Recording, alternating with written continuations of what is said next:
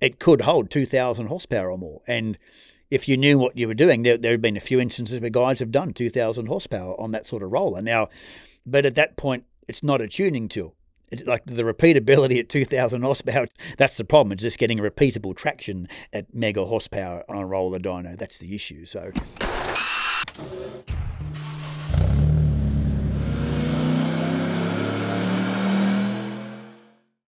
Welcome to the HPA Tuned In podcast. I'm Andre, your host, and in this episode, we're joined in person by Todd from Mainline Dyno in Australia.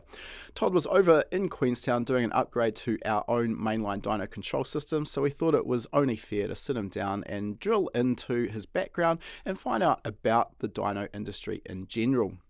And we've been using mainline dynos at HPA for probably about the last 10 or 12 years, but I've also had the opportunity to use a variety of other manufacturers' dynos over the years, both here in New Zealand and with my travels overseas. So I feel I'm in a reasonably good position to compare these different styles of dyno. Everything seems to have its own pros and cons, as you would imagine. But we talked to Todd about the different dyno styles. We talk about engine versus chassis. We talk about rolling road versus hub dyno, the pros and cons of each of these. We also talk about aspects that are important to get consistency out of your dyno, irrespective of the brand of dyno itself, such as your strapping procedure and how to basically get high-powered cars to hold on a rolling road dyno. Clearly, a lot of this is now insignificant or irrelevant with the advent of hub dynos, and these are now being used to dyno cars with 3, 4 and even 5,000 horsepower. It would seem that just about the sky is the limit. So we talk about the development of hub dynos and how important that's been in the likes of the pro mod industry, where previously these cars were never dynoed. We also find out how Todd got into the dyno industry, given that he actually is a qualified mechanic. Obviously, designing and building dynos, quite a diverse skill set and very different from your average mechanic. Before we jump into our chat, for those who are new to the Tuned In podcast, High Performance Academy is an online training school. We specialize in teaching people how to build performance engines, how to tune EFI, how to construct wiring harnesses. We also cover topics on fabrication, 3D modeling and CAD, race driver education, and data logging, just to name a few. You can find all of our courses at hpacademy.com/courses. All of these courses are delivered in high-definition video modules that you can watch from anywhere in the world, provided you've got an internet connection. This means you can learn from the comfort of your own place and you can learn at your own pace. All of our courses also come with a 60-day, no questions asked, money-back guarantee. So if you purchase them for any reason at all, decide it wasn't quite what you expected, no problem, let us know. We'll give you a full refund. And for podcast listeners, you can also use the coupon code podcast75. That will get you $75 off the purchase of your very first HPA course. We'll put the coupon code in the show notes to make it nice and easy for you to find. Lastly, if you like free stuff, then I've got a great deal for you. We are constantly partnering with some of the biggest names in the aftermarket performance industry to give away some great prizes. You can always find our latest prize at hpacademy.com/giveaway. It might be an aftermarket ECU or dash. It could be some engine components or engine building tools, or just about anything in between. They are great prizes, and we will ship them free of charge to your door if you're the winner. There's no tricks here, no purchase required to get your name into the draw. All right, enough with our introduction. Let's get into our interview now. Welcome to the podcast, Todd. Thanks for joining us today in person, which is always a treat. And as we always do, I want to get started by diving a little bit into your background, and mainly, I guess, how did you develop an interest in cars, and then obviously dynos, which is what you're now known for? I'm just old school motor mechanic. Left school, 15 in Australia, and at the time, not many people went on to university. It was only about 10% of people went on to university in Australia at the time. So I did the normal thing as leave school, and I was all tied up to go into the 3 generations machining business, whatever, but I did what's called work experience at the time at school, and I went out and worked for a motor mechanic for 2 weeks, I think it was. Were you interested in cars prior to that, or did that open your eyes to that whole industry? I probably had interest because my father used to race cars when he was young, that sort of thing it was. So there was sort of some knowledge of cars around, that sort of thing. But look, it was a favour to the teacher at school. He said, how about you go and work there's another kid who wants to go and work in the fitter and machiner place. How about you can go and work for this motor mechanic guy who was the guy who used to service the school teacher's car. So right. I got lumbered with this workshop that specialised in Renaults and Peugeots. I did. So yeah, I can't imagine it had been the most exciting option given what else was being delivered domestically in Australia at the time. It was quite different. I ended up doing my apprenticeship for the federal government in Australia. Left school and worked for what's called the Department of Administrative Services, which at the time there was fairly high unemployment in Australia, so it was pretty competitive to get into a job. So you left school and did all these exams for a lot of these government departments if you couldn't get a job at a place, and I ended up got a job for this Department of Admin Services and did my apprenticeship there. Got a good range of things from light vehicles to heavy vehicles and that sort of stuff, because we used to work on military, like army stuff, navy stuff, all of the federal government stuff. And then I left there and went and worked for the Renault and Peugeot guy for 8 years afterwards. So I was always a motor mechanic. So they were challenging cars to work on. So I was taught a lot of good things, how to laterally think when you've got to fix things. There's because a lot of motor mechanics wouldn't touch a Renault or Peugeot to fix on and that sort of stuff. So I mean, even coming from my own experience, in New Zealand, we basically deal almost solely with Japanese domestic market vehicles, and I think regardless whether you're working on a Honda, a Nissan, or a Toyota, there's kind of a common sense approach to how the Japanese manufacturers design and then assemble a car. And I remember back many years ago through my old business, we were doing some upgrades on, I think it was a BMW E46 M3. I mean, nothing wrong with the vehicle. I actually really like those cars. But coming from a JDM background, everything was just different working on that European vehicle. And I guess, it would be exactly the same for a BMW specialist trying to pull apart an R32 GTR. They'd be in exactly the same boat. But just very, very unique the way the Europeans put their cars together, I think. Yeah, they were. But once you're set up for it and you're used to it, it just becomes second nature. And it becomes relatively profitable because other workshops won't touch them, and you've sort of got Someone's a bit of a... And they were a pretty popular car in Australia, like Renaults and Peugeots at the time they were. We actually would draw the line. We wouldn't work on Citroens, believe it or not. There are still French cars, but they were one step further out there. But we're all set up. The guy I worked for managed to get hold of a lot of old factory tools from workshops that like dealerships that shut down. So we had a lot of little special tools that made doing, for example, pulling the gearbox out of a Renault 12 was a bit of a...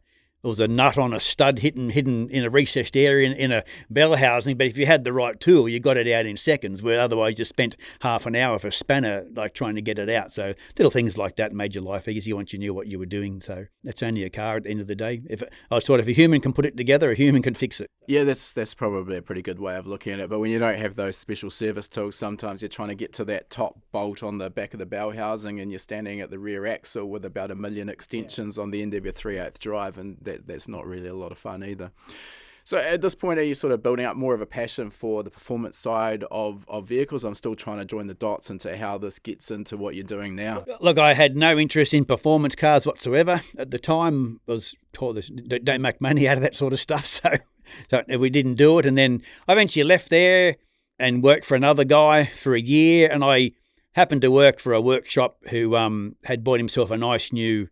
At the time, it was called like an engine analyzer. It was a Bear equipment. So it was it's a really good, first sort of computer-based engine analyzing machine. So I went and did the training on that in Australia, and I got pretty well versed up on that. So I was scouring through the job ads one weekend, and I saw an ad for like an automotive equipment specialist rep, which was Mainline, with advertising for a rep at the time. This is in the late 90s, whatever. So because I sort of got that job because I had a lot of experience on the competitors. So we had, back in them days, Mainline did a little bit of dyno work, but mainly it was all automotive equipment. That's what they like. And we had like a DOS-based engine analyzer at the time, whatever. So because I had, like I said, the experience on a competitor's machine, it was a good stead for that job, whatever. So I was employed to go out and do demonstrations of a tune-up machine and sort of anything that was associated with a timing light or a multimeter, or we had our own sort of injector cleaning machine at the time. We used to sell. It wasn't very popular because they only did one at a time. So because Mainline were involved with dynos because a parent company was the remnants of Vane Australia, which sold all the dynos in Australia in the 80s and that sort of time. They went broke in 1988, whatever, Vane Australia. So there was a parent company, like a sister company to Mainline, who called Vane Autocraft, who made dynos at the time. But Mainline itself was not making and selling dynos back then? No, they weren't whatsoever. They weren't. So in the time I was there, my first stint at Mainline for a few years, we did start to develop our own dyno called an MDX dyno. So it was a Windows-based thing. It was pretty good. It was, and at the time it was just that versus a DOS-based Dyno Dynamics one, whatever. And they used to sell a lot of dyno simply because they had a colour printout, that sort of stuff. That's what it boiled down to, whatever. So it's the mission critical parts that always sell these things. All right, so looking at the landscape back then, I mean, if I just kind of look at my own trajectory through the motorsport and tuning industry, back when I was just getting started, well before I'd started my tuning business, dynos were almost unheard of. And, you'd read the car magazines from overseas, and the references to dynos were more about the likes of the Superflow engine dynos, which were just unachievable for us in New Zealand. Compare that to these days when sort of every second or third performance workshop has a chassis dyno of some nature, and you've got a number of players in the market. What has changed in that dyno landscape over the time you've kind of been involved? The supposed reason why in Australia, for example, where there was so many chassis dynos was, according to the original guy who started Mainline, he was the next Vane numbers man, was that in Australia, and specifically in, I'm led to believe, Victoria, if you fitted LPG to a car, and LPG was very, very popular on cars in Australia, and every cab run on LPG in Australia, taxi, for example, it did. So it was imperative, you had to have a CO reading for that, and it had to be done on a dyno under load.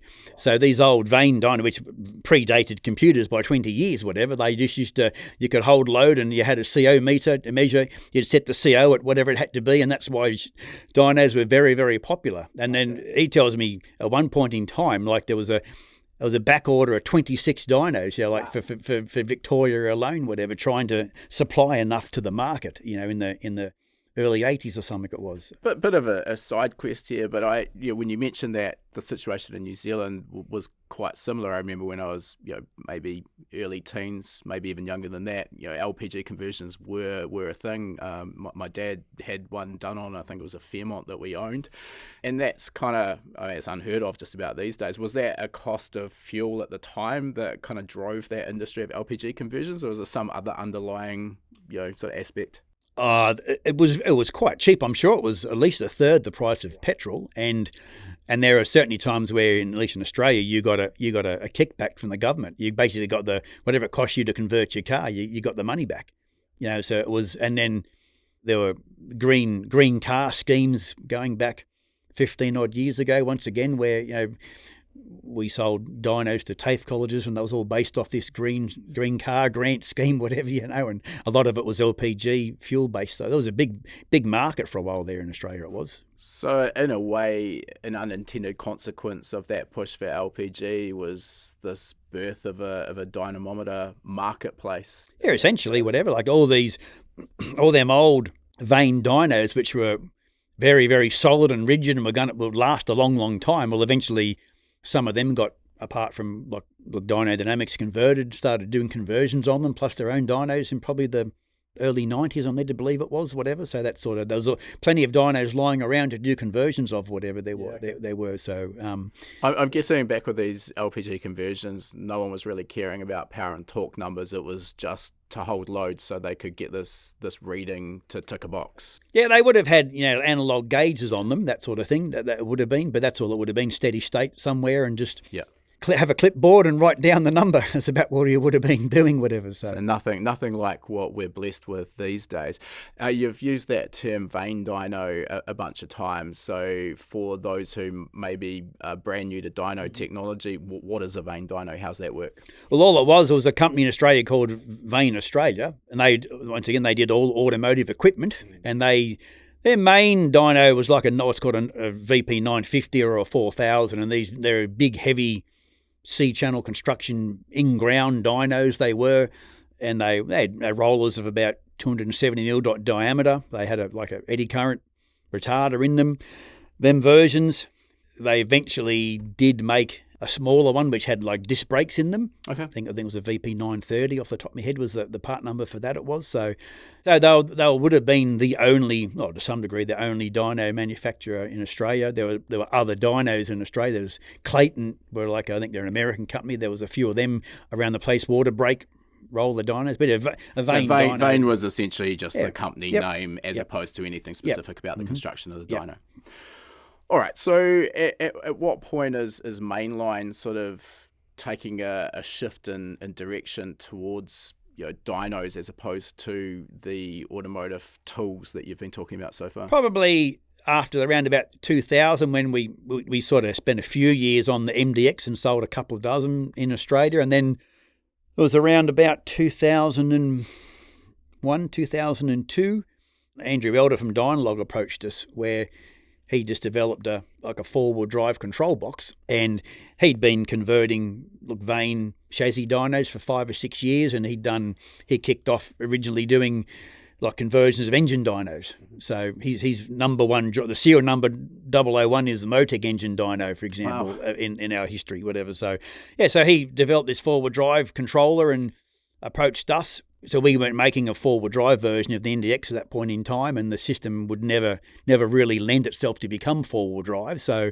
he had a four-wheel drive controller, and he didn't really. He was happy just being the person who provided the controller and the software, and so he just formed a partnership where we made the dynos and fitted his control system, and we sold it, we marketed it, we warranted it, and that sort of stuff. So yeah, I think it's probably something that most people wouldn't have known about Mainline.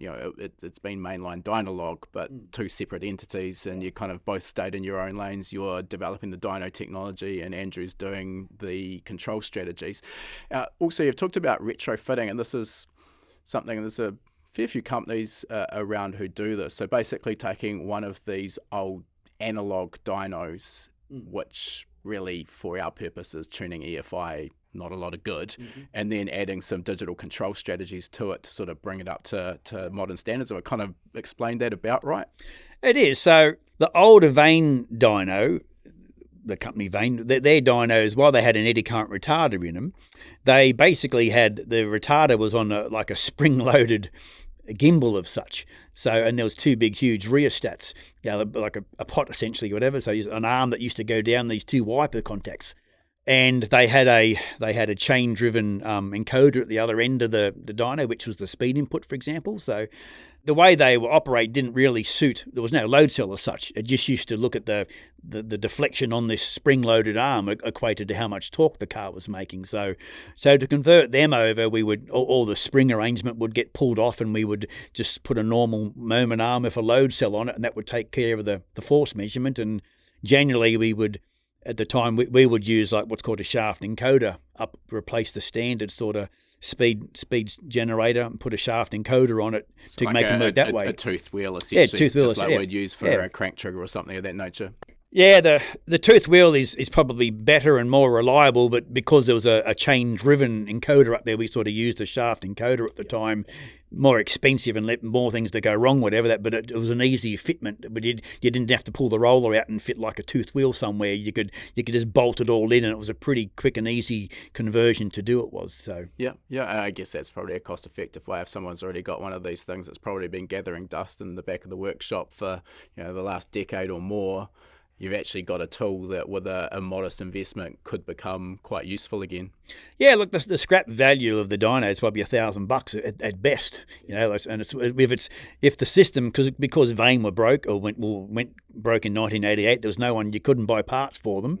So unless you had this stuff you couldn't operate. So look, conversion was probably $15,000 to $20,000 what we used to charge at the time, whatever. It's more money than people charge these days to do conversions. It's probably a quarter of the price of that sort of stuff. But there was two companies involved. We both had to make money, and so that's what it used to cost. But so something sitting there doing nothing, if you spent 20 grand on it, that dyno at the time, if we had to build a new one, would have been $65,000. Yeah. So it's a relatively effective way of getting into the dyno market. It was so. At this point, sort of 2000s on.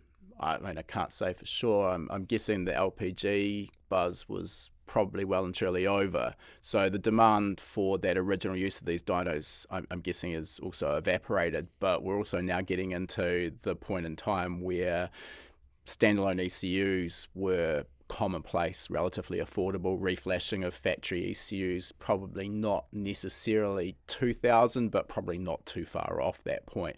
Is that sort of what spurred demand for these dynos worldwide as well? Yeah, because look, there was two. We could do a four-wheel drive dyno because there was the WRXs and Evos and GTRs were sort of the thing all of a sudden in Australia, and probably over here as well they were. So, and there was always a strong domestic performance market in Australia as well. There would have been. So look, the internet had been around a little bit by that stage, whatever, but it's still to some degree astounded me how people would find us from overseas and buy a dyno around the other world, because we had a website of such, whatever, and you're ahead of the game. Yes.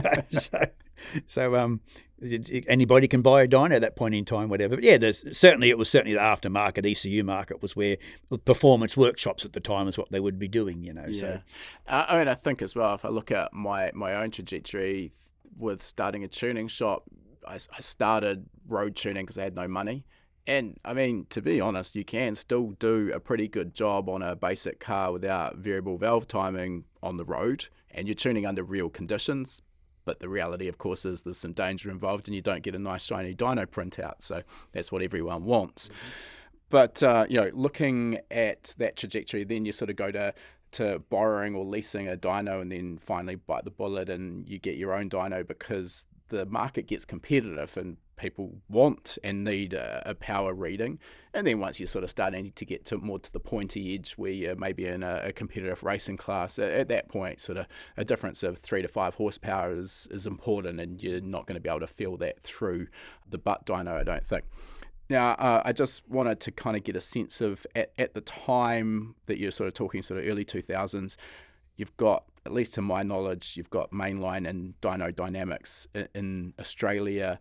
What's the playing field look like with international manufacturers, particularly? I guess the US market's probably the biggest one to consider. How many players are there out there? Look, at the awareness for us only would have been Dynojet, for example. They, in reality, very small numbers ever came to Australia. Like I remember seeing one in Sydney once, walking into a workshop, whatever, there's and that sort of stuff. And then I think there's only one in New Zealand that I'm aware of, and that's quite an old one that I've had the displeasure of using once, but we'll get into that a bit later. And then there was someone in Sydney who also had a Mustang dyno.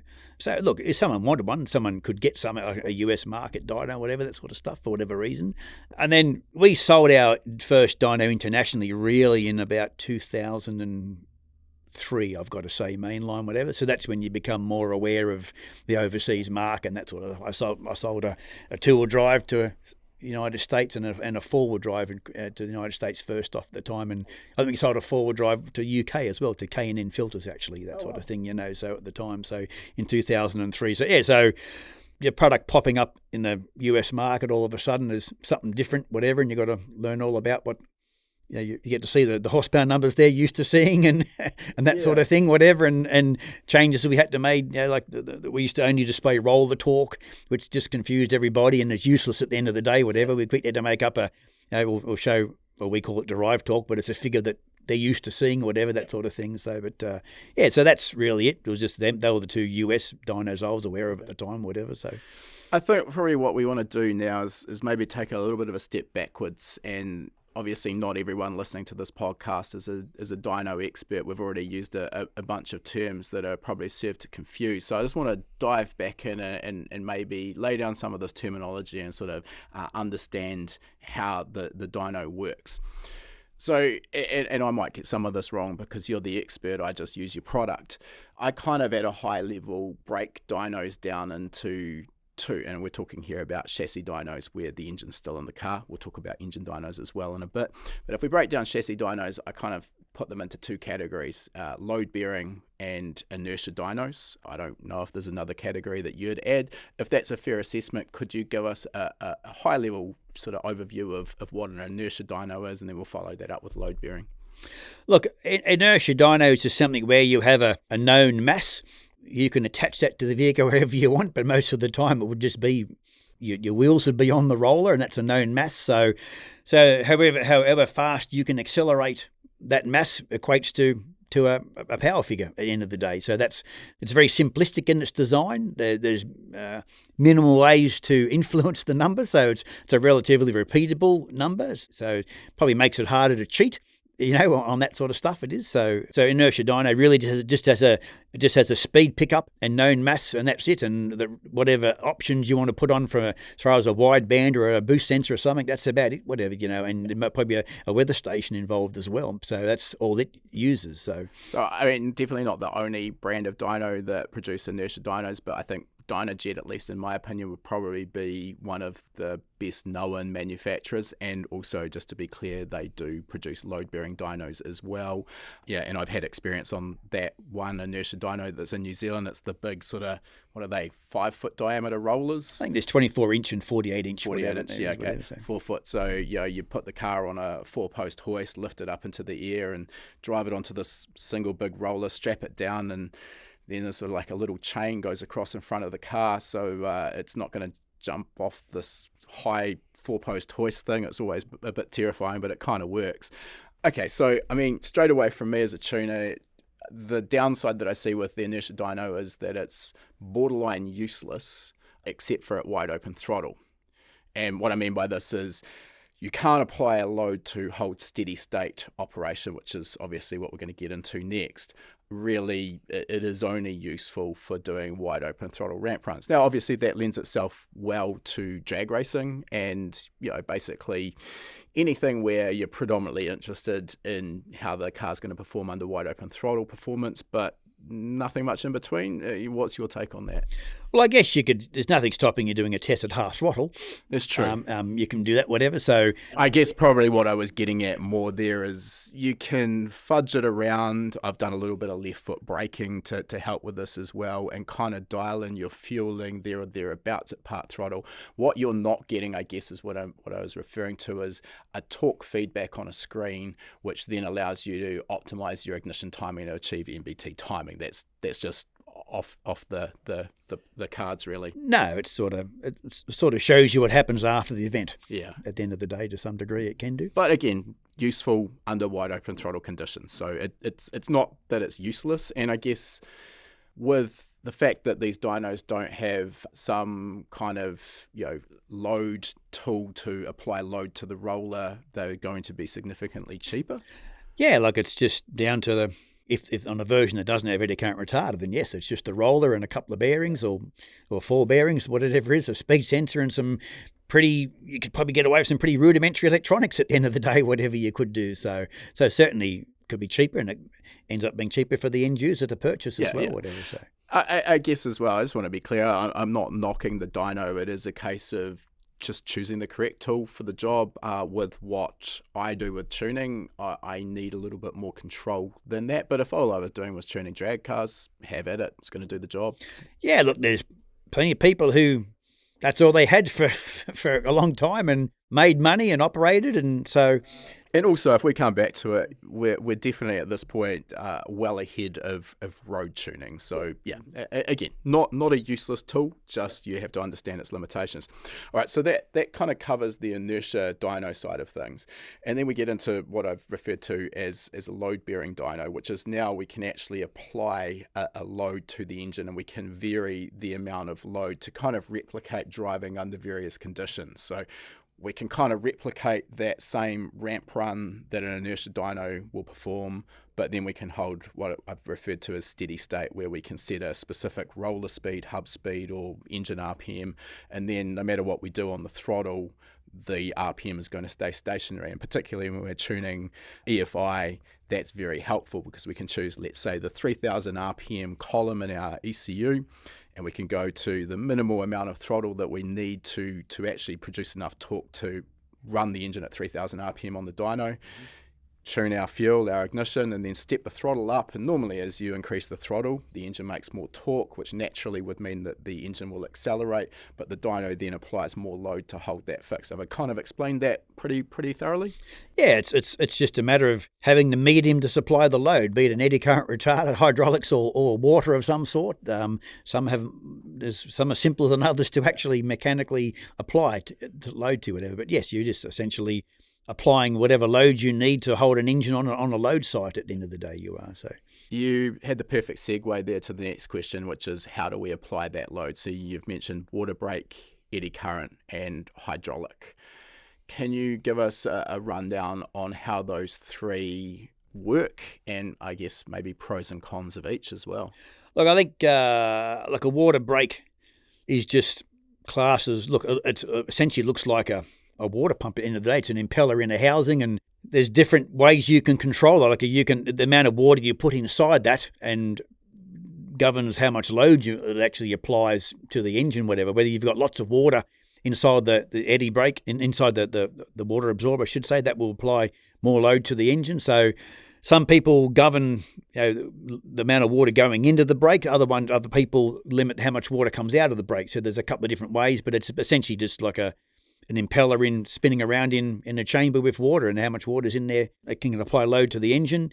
The hydraulic one, there's probably at least two dyno companies in the world that will be doing it. It'd be Dynopack and Rotor Test, whatever. So I'm led to believe the Dynopack one is based off a commercially available Eaton pump, that sort of stuff. So you're basically just creating hydraulic pressure from the car, and you restrict that output, applies load to the car. So I cut my teeth on the Dynopack dyno, given that they are a New Zealand manufacturer, and at the time when I was living in Wellington and ran my performance shop, they were like literally I could throw a stone from my workshop and hit theirs, so it was kind of a no-brainer.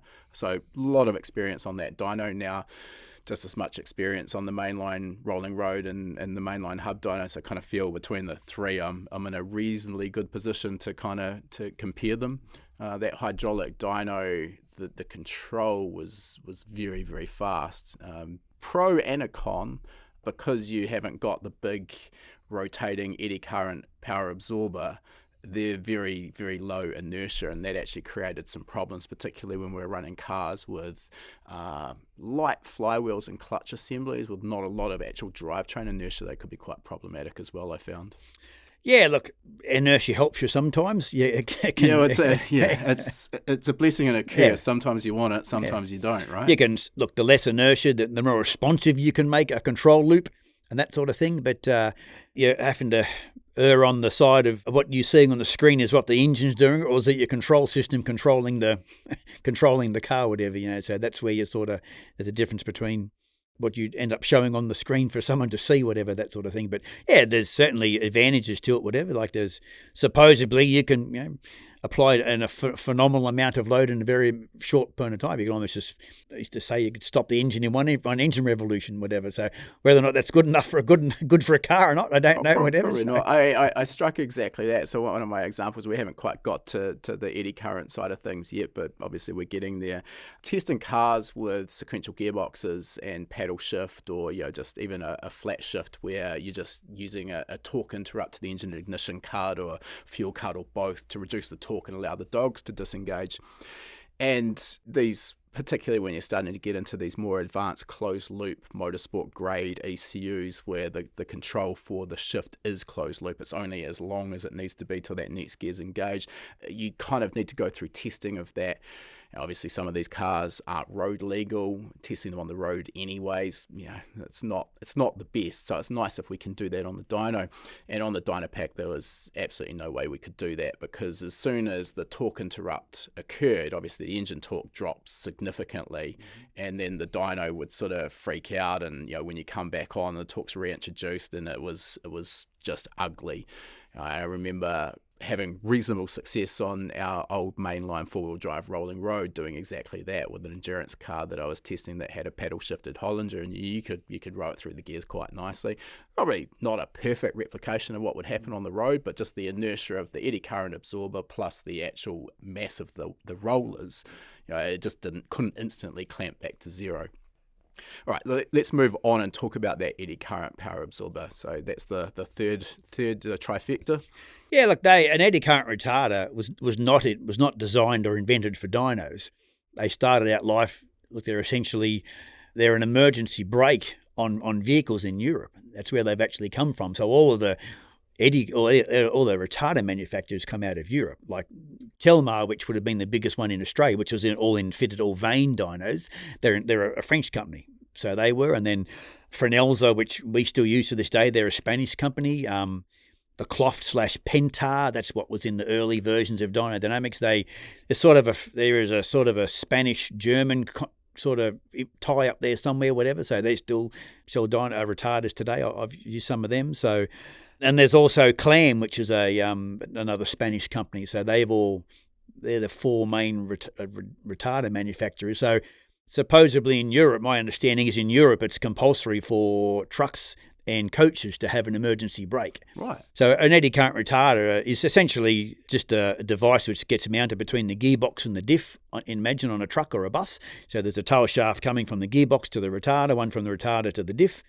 And because there's 16 coils nominally, some have 8, so it just has 24 volts going to it, say 4 sets of 4 coils, and the driver's just got a lever on the steering column, and they just apply it between 0 to 1, 2, 3, 4, and that's a land of retardation of the car. So when the brakes fail, so that's where retarders essentially come from, and they branched out. So a lot of emergency vehicles, for example, always used to have retarders fitted to them. And then who was the genius who first looked at one of these things and decided, you know what, I can make a dyno out of this? I can't comment about who was precisely the first person who ever did it, but obviously Vane were, I believe, around in the 70s. So they were at least doing in the 70s off the top of my head, whatever, that sort of thing. So pretty well established by the time look, it's you either going to be the through. 70s or 80s where I know at least Vane in Australia were doing it. Now, maybe other people were doing it, but not too many other.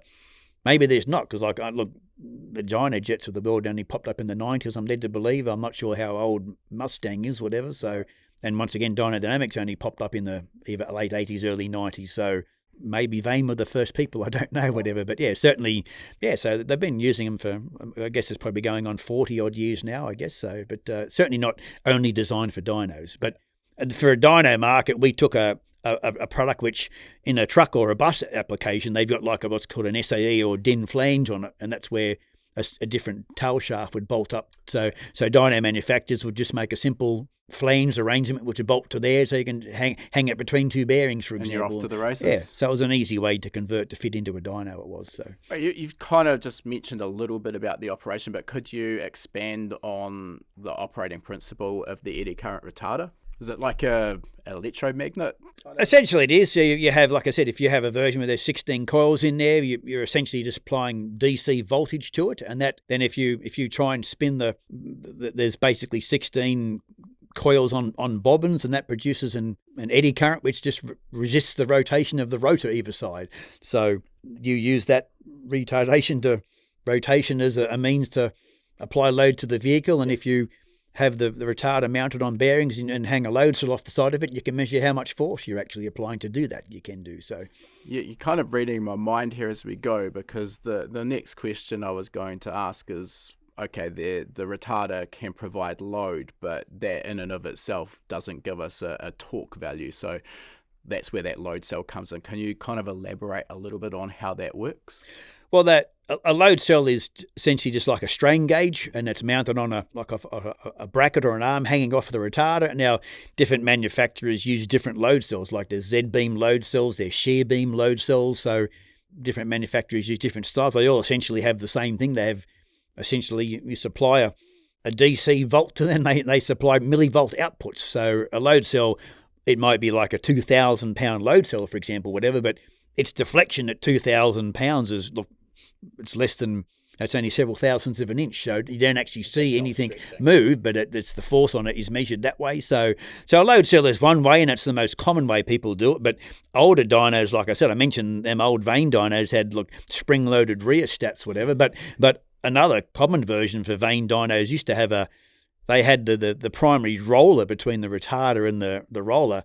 It was like a hollow tube through the retarder, so there was a shaft welded, an internal shaft welded at one end, and there was two chopper wheels mounted between the retarder and the roller, and with two actually little hole effects.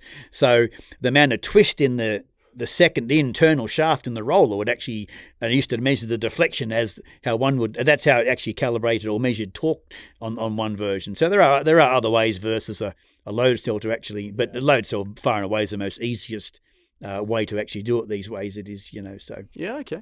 If you're a fan of the podcast and you're interested in topics like engine tuning, automotive wiring, performance engine building, 3D modeling in CAD, or anything else in the high-performance industry, I have something that you might be interested in. Introducing the High Performance Academy VIP package. This package of courses gives you lifetime access to all of HPA's online training for one price.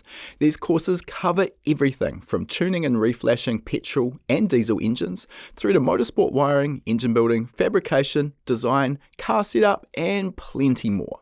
Right now, you can get $500 off High Performance Academy's VIP package using the code PODCAST500 at checkout. Becoming a VIP means you'll never pay for another course again. You'll get instant access to all 40 plus courses we currently offer, plus every new course we ever release in the future.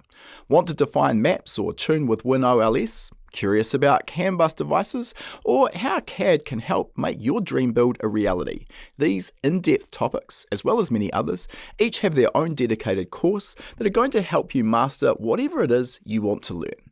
And as a VIP member, you're not just getting the courses, you'll also join HPA's online community with lifetime access to our member forums and members' webinar lessons. Again, the code is podcast500 for that $500 discount. Just head over to hpacademy.com to check out the full VIP package and everything it contains.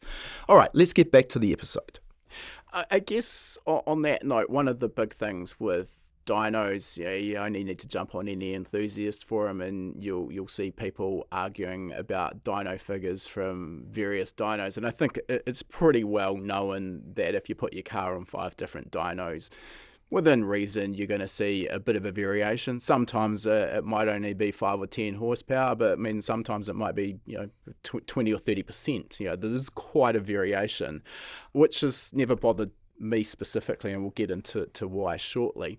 The question I've got is, if everyone's using these finely calibrated load cells and you can actually physically test with a calibrated tool to make sure it's reading correctly, why are we getting a variation in the power that different dynos read? Look, it all boils down to what any company wants to include in the number. So there's lots of things, like there's the raw. If you're holding a car steady state on a dyno, for example, whatever, then that's it. You're just measuring steady state power or torque from the load cell. But at the same time, while that retarder is spinning over, there are like windage and pumping losses of the retarder. So it comes down to whether that dyno manufacturer wants to include that pumping loss of the retarder in that number. And the faster you go, just simply forget ramp testing where a whole sort of other things come into it, but it's simply steady state. If you choose to not or include the windage losses of the retarder, that may equate to, at high speed, it might equate to 20 horsepower or something like that, whatever. The retarder sucks up air to actually work. So that's the first thing, for example, whatever. There are obviously different correction standards that get applied around the world, which can vary 3 or 4%, for example, whatever. So in that regards, and then when a car's on a roller dyno, some manufacturers choose to apply a one-size-fit-all inertial factor for the car. So we've never done that on a mainline. Can you for expand example. on that term, inertial factor? What's well, that? Say like a normal, one of our roller dynos, for example, whatever, which is a retarder and 4 rollers, whatever, all of the rotating parts in the dyno, you can accurately, you know the inertial loss or the inertial factor of the dyno. So that's used and applied at varying ramp rates. So as you accelerate faster, there's more inertial losses, so you have to account for that. So it's, in other words, the faster you want to ramp the dyno, car, yep. the more you lose to actually accelerating the dyno. Yeah, so you have to account for that. So the measured force at the load cell goes down, so it has to go somewhere, and it's got inertial losses, so that gets applied. But at the same time, you have a vehicle on the dyno, which is in a 2 drive format, spinning 2 wheels and 2 axles and a tail shaft, and so there are inertial losses of the vehicle as well. Now, easy ways to some degree of measuring the inertial losses of the. So some manufacturers choose to just apply one size fits all for a particular size car. So that then throws a spanner in the works. Well, that dyno is going to be different to that dyno, for example, whatever. So that alone is one variable you have to look at, whatever, in that regard. So at some point, you kind of have to stand back as a dyno manufacturer and make your decision as to how complex or involved your modelling is going to be. Yeah, you either take the stance that you're only going to show what you can physically measure versus what you assume. Yeah. And unfortunately, look, the more popular stance some days is what you can assume, because it's a happier number and that sort of stuff. But I'll now sort of share a little bit of how I view these dyno numbers. And I mean, I know there's definitely a stance on the internet where, the bigger the number, the better, because that's what you want for bragging rights. Personally, I don't really care what my dyno is reading, and for all intents and purposes, it could be measuring horsepower, kilowatts, or fluffy unicorns. What I want is to know that when I make a change and it picks up, let's say 10 fluffy unicorns, that's repeatable and it's real, and that the actual specific number for me is not overly relevant. Now, there's levels to this, of course. If you're running a tuning workshop and all of the other tuning workshops around your town or city, getting 400 wheel horsepower for a given set of modifications on a car, and your dyno's reading 300, well, obviously you're not going to get a lot of customers because customers don't sort of understand that. But I personally think the repeatability of the dyno is much more important to me than the accuracy in terms of outright sort of engine power numbers. Do you sort of agree with that stance?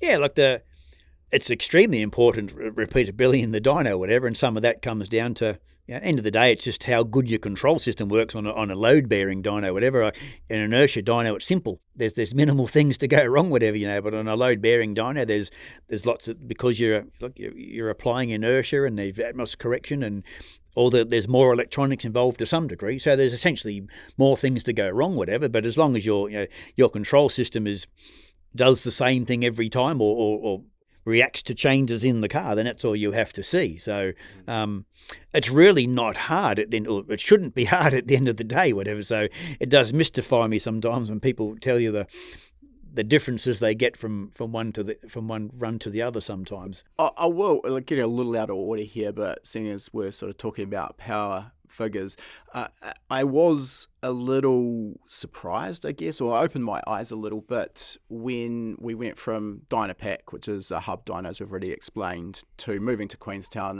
and purchasing our four-wheel drive rolling road from Mainline. And my first experience on a rolling road dyno, actually second, I'll get into the first one in a moment, and quickly you realize that the power that the dyno is going to display, there's a few factors that are in the operator's control. And what I'm talking about here is tire pressure, the way that we strap the car to the dyno, that actually has quite a big impact on it. And again, in its own right, not too important for a given dyno session, obviously, as long as the thing isn't wheel spinning. But where that becomes problematic is if you're sort of developing a car over a couple of years and it's coming back every 3 or 4 months with a new round of modifications. You really want to make sure that your strapping technique is consistent. I even had a car halfway through a worked example we were filming. It was a Z01 Camaro with a supercharged LSA engine in it. And we got halfway through and I ended up looking at the rear tires and realized that the inside edge was actually showing steel belts. I'm like, oh, this isn't great. Probably popping a 20-inch tire on the dyno is not going to end well for anyone. Rang the customer and he said, I've actually got 2 new tires sitting there for it. So we got those fitted up. And that was the only difference. Put these new tires on it and we lost quite a bit of power. I think it was like 20 or 30 horsepower. So these are the things that I think a lot of people wouldn't necessarily know about. So how do you go about sort of training a dyno operator on how to factor these things and how to deal with them? Look, it's a symptom of a roll of the dyno, and unfortunately a smaller roller makes it worse because it's just there's more tyre loss involved on a smaller roller, whatever, that sort of stuff. And the condition of the roller can make a difference as well, whatever, that sort of stuff. Like I've seen that exact thing you're talking about. And then, look, they're probably not as common as what they are now, but dyno comps used to be a bigger thing once upon a time. And we've had an extensive experience in that Mainline in Australia, for example. Like I quite often would go interstate and help a customer out, and I saw one. It was like a Monaro, essentially, whatever, twin turbo thing, whatever. And he went from 630 to 670 or something. We're just changing tyres, whatever, that sort of stuff. Because a soft tyre, for the American market, a soft tyre is probably fine for a Dynojet because it's a big, huge roller. It's very forgiving for tyre compound. You can put slick tyres on it, but you can put hard tyres on it. It doesn't matter. Now, on a small roller, the smaller you go, it's not as forgiving for soft sidewall tyres because there's that smaller roller crushes into it deforms the tyre more than it does. So when all the rolling radius of the tyre changes, so you lose road speed. So that affects the number. Because you may be still making the same torque, but it's at a different speed. Yep. So it's not the same horsepower number. And it's quite common, we can have it where I got a nice new shiny dyno with nice new sharp knurl. Well, that once again is not real great on soft tyres.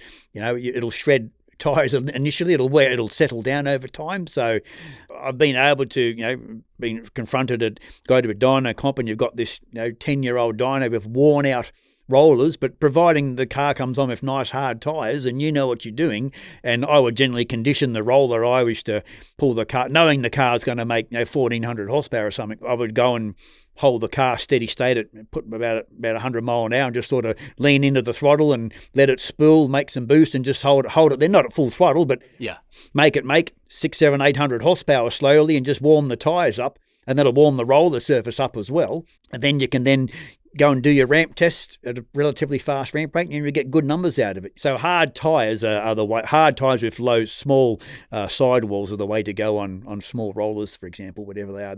You don't distort the tyres as much, whatever. So that's how it works, unfortunately. I think the other thing I remember as a bit of a learning curve when we got that dyno was with the strapping system. It's quite nice. You've got a mechanism where you can basically strap directly down to either the diff or to the suspension arms, whatever it may be. And that was the key, as I remember you sort of training me, was you want to strap the car down, not backwards. But you also really want to allow, one of the rollers is just a freewheeling roller, and then there's the knurled roller at the front. You really want to allow the car to ride up onto that knurled roller, so all of the tyres on the knurled roller, is my memory correct there? Yeah, look, you just don't want to impede the vehicle from being able to move forward and bite onto the roller. Now, we include in that the inertia of the idler rollers. So if you strap the car down super loose and allow it to climb that front roller, then it's no longer spinning the idler rollers. So you get some horsepower for free in that regard. So there are some pros to there was a dyno sold in Australia called a DTS where it used to have like belt-driven idler rollers. That's what. So if you climb the roller, you didn't get that influence. Adds a lot of complexity and extra things to go wrong on the dyno, that sort of stuff. But so pulling down is good from a traction point of view. It is a common trait with new dyno owners. The first thing to do is they go and put. They put straps on the back of the car and they pull them back like piano tight, because unfortunately people go and look at internet and look at how a car gets strapped on a Dynojet dyno, where it's because they're sitting on top of a roller and they've got straps front and back really, really tight. Well, unfortunately, you don't need that method on a cradle roller, that sort of stuff. So to some degree, within the power of the car, if you just plonk a car on a cradle roller and put chocks in front of it, for example, and don't have any strap on it, to some degree, that's the most accurate number, because you're not influencing the thing with straps, for example. It's not, from a safety perspective, you wouldn't condone it, but there's less user interference there, for example. So when we did the Summer Nats, when we took two special dynos for the Summer Nats, we built this big massive, we called it a whale tail at the time. It was this massive traction bracket off the back with a huge, some of it was just gimmick, that sort of stuff, but we had this big 5-inch pneumatic ram with this big steel cable pulling down underneath the dyno. Now, I experimented with that on my test car that I've still got today, my white Commodore Ute, for example. Now, that car's natural number on the normal roller dyno, it was around 360 to 370 horsepower, right? Just with the car sitting in the roller. Now, with that whale tail system, I could pull that car down that hard. I could pull the power down to 300 horsepower. Wow. And by the same token, if I completely take any form of traction stuff off it and push my chocks forward and ride the roller as dangerously, I could almost get 400 horsepower out of it. So user alone could almost make 100 horsepower difference on a 360 horsepower car and a roller dyno. So there's the problem. It's good to talk about this stuff because people don't understand the nuances of how these dynos need to be set up, and a lot of it is just about understanding how best to strap a particular car to get the result, obviously also safely, but just how much your technique can therefore influence your result.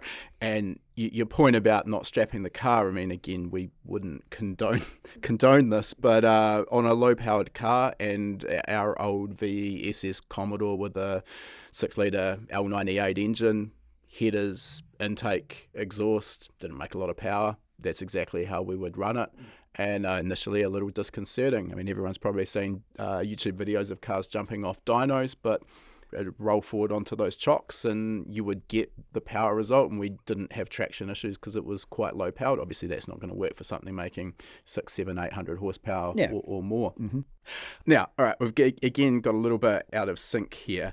One thing I just referenced and I wanted to go back to is my first experience, I think, ever on a rolling road dyno, and not trying to hide the manufacturer, I simply can't even remember who it was. Back when I took my Mitsubishi Evo drag car over to Australia to compete at Willowbank for Jamboree, I think it was, and where I was working out of a workshop that we'd borrowed, and the guy who owned that workshop had this 2-wheel drive rolling road and a fairly healthy Nissan R32 GTR, and he'd asked for a little bit of help with the tuning on that, so I sort of jumped in beside him and we did a couple of pulls, and it was middle of the range. It might have been sort of 550, 600 horse at the wheels, and conservative timing in it, and it was on good fuel, so I added a couple of degrees and it picked up sort of 15, 20 horse, and we sort of went through this, and it was still picking up good power with every degree of timing I put in, and then at a point it just fell over and it lost 40 or 50 horsepower. Obviously I was quite worried about this. Still healthy as, there's nothing mechanically wrong, and we did another run and it lost another 10 or 15 horsepower, and the guy who owns the dyno looks over at me and he said, "Oh no, don't worry about it, it's just the dyno's a bit hot, it does this after a while, we'll let it cool down in the morning, it'll be fine." And I sort of, coming from my Dynapack hub dyno sort of background, thinking this sounds ridiculous, but sure enough the next day it was right back there, and I think it ended up about 700 horsepower. So kind of referencing back to my point that the repeatability for me is much more important than the outright number. Now, to get back to where we were, you sort of mentioned before we went off on this tangent that by the sounds of it, most of the dyno manufacturers around the world have gravitated towards the eddy current brake or power absorber as the sort of absorber or retarder of choice. Only 2 companies, Rotortest and Dynapack, lost the name there, using hydraulic. Why do you think it's sort of ended up that way? Is it sort of packaging, simplicity, or just convenience of getting hold of these retarders? It's at the end of the day, it's the outright power you can hold. The eddy current retarder just gives you so much more capacity in the dyno. Like the hydraulic system is a great system, but it only, at the end of the day, it only does so much power. And end of the day, torque's your enemy at the end of the day. So if you want to specifically now where, with the advent of hub dynos with eddy current retarders, and people have morphed into this wanting to do drag racing, you have so much torque multiplication now. Even our smallest hub dyno that we manufacture has twice the capacity of a Dynapack, their biggest model, I'm led to believe, whatever, that sort of stuff, So that's hard to work around at the end of the day. So I mean, anyone who's used a Dynapack dyno with even a modestly powerful car has probably seen the red screen of death which pops up when you've overtook the dyno. I can't speak for their current range, but I think the dyno I had back in the day was a 4000 series, which stands for 4,000 Newton meters, which sounds like heaps, but then you take into account the multiplication through the gearbox and the differential, and it's actually not. And particularly, you get something pretty healthy, like a blown V8 with an auto in it, and the multiplication with the torque converter, you can just about shut that thing down just off idle. Yeah, 500 horsepower single turbo. LS will do 4,000 newton meters at the axle, that sort of stuff. So no, that became limiting. I mean, granted, in the early days, we probably, early days of my business, I should say, we weren't seeing the power levels that are now commonplace. But that definitely was a limitation with the Dynopack. Okay, so that kind of explains the eddy current. Now we'll sort of get into the hub versus the rolling road. Now, obviously, with the rolling roads, you can stack these eddy current power absorbers and put dual retarders on a dyno, and you absolutely do. But I guess you get to a limitation of traction. Is that sort of the point where the rolling road kind of no longer makes sense? Yeah, look, with our little roller that we made, for example, and a twin retarder, there is advantages to how much, like it's a strong dyno, a twin retarder Mainline or a Dyno Dynamics at the time, whatever, like with little 220mm rollers, that's a strong dyno. It could hold 2,000 horsepower or more. And if you knew what you were doing, there have been a few instances where guys have done 2,000 horsepower on that sort of roller. Now, but at that point, it's not a tuning tool. It's like the repeatability at 2,000 horsepower takes some getting used to. Like, that's not the sort of thing where in a hub dyno, it is just like doing a 200 horsepower car on a roller dyno. That's the problem. It's just getting repeatable traction at mega horsepower on a roller dyno. That's the issue. So, like, I've certainly done it where I've done a car one day in a dyno comp, and they come the next day, and at 1,400 horsepower, I was within a few horsepower, that sort of stuff. So, and that's from one day to the next. So. But whether or not, if I go but if in a day you're tuning a car, you're going to be doing 2, 3, 10 pulls back to back. It depends. So the tyre is going to get hotter at the end of the day, whatever that sort of stuff. And on a roller dyno, maybe what you experienced on that car was the retarder was just physically too hot. My guess, knowing what I know now, is that's exactly what was happening. I don't think it was the tyre contact patch. At the end of the day, the car wasn't that powerful. But, again, not knowing what you don't know, it was a bit of an eye-opener for me when you start realising, oh, no, those retarders actually get bloody hot. Yeah, in the case of especially a small roller, at 240 kilometers per hour, 150 mile an hour, they're doing 6,000 RPM. So if you hold a 250 kilowatt car full throttle for 5 minutes on our roller dyno we make, it's enough to get the rotors to glow orange. Yeah. That sort of stuff. But not typically, people don't, you have to have a pretty decent fan in front of the car to account for that vehicle heat, whatever, that in that regard. So an eddy current retarder, from its capacity dead cold versus when it is stinking hot, it's only about 25% capacity. Most dyno companies would have some form of monitoring involved to warn you of that sort of stuff, So, and that's also an advantage of a hub dyno. You have such bigger retarders, and they're mounted directly to the axle, and typically the more horsepower you've got, the shorter the duration of the test. So you don't have the same sort of heat issues on a hub dyno as much as what you would do on a roller dyno. I think it's definitely the steady state that takes its toll, because you can be there for a huge amount of time. But typically a ramp run might be sort of 6 to 10 seconds, and then normally you're coming back to idle, looking at your data logs, making some changes, and it might be another couple of minutes where the dyno's sitting stationary before you get to go again. So it's not putting that heat constantly into the retarder, is it? No, like the best thing to do on a chassis dyno, if you've done a pull and you're going to have a couple of minutes before you're going to do your next pull, is run the car at 80 to 100 kilometers per hour and that's the retarders are essentially self-cooling. Yeah. They're designed to suck air in through the middle and spit it out through the rotors. So, but unfortunately, the most guys would stop the car and fiddle around in their laptop and do their stuff. So that's just creating heat soak in the retarder. So, but there are ways around of lengthening the time that or help that cooling effect of the retarder. It is just keep some RPM into it and keep some air circulating through it. So. Yeah, sure.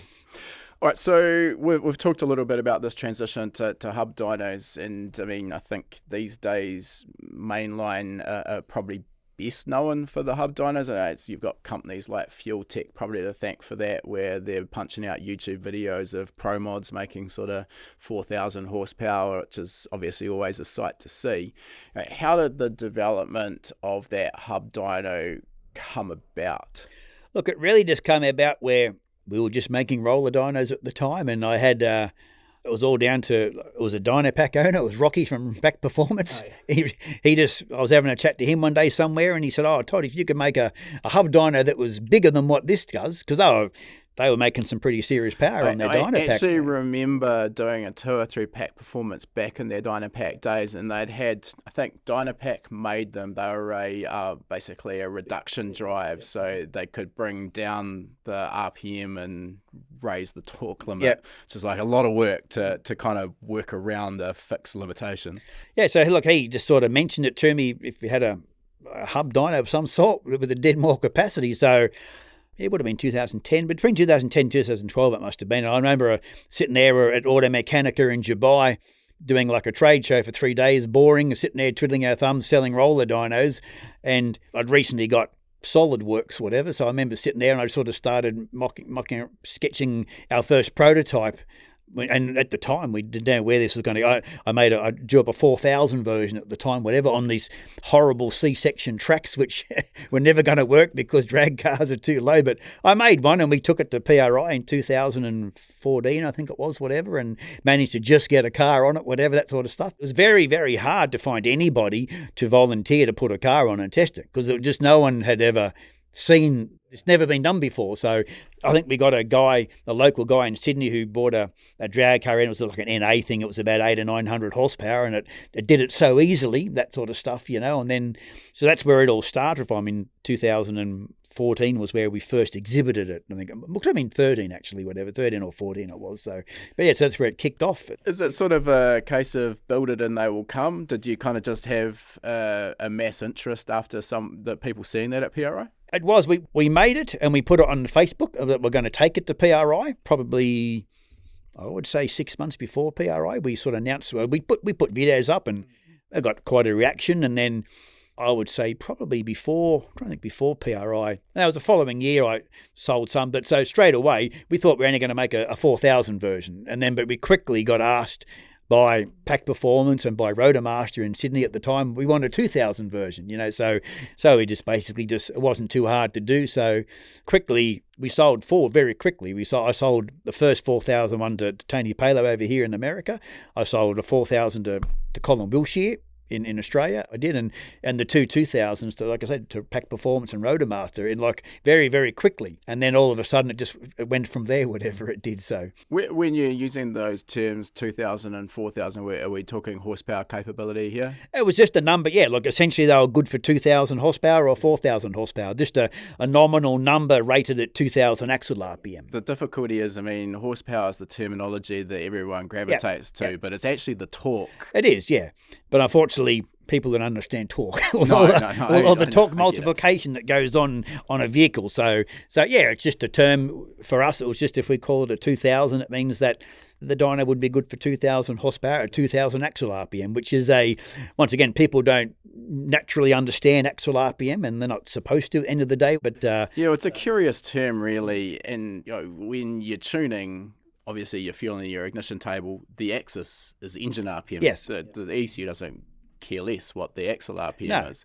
So yeah, it's a curious correlation. Obviously there is a correlation there, but one that's not immediately obvious to people.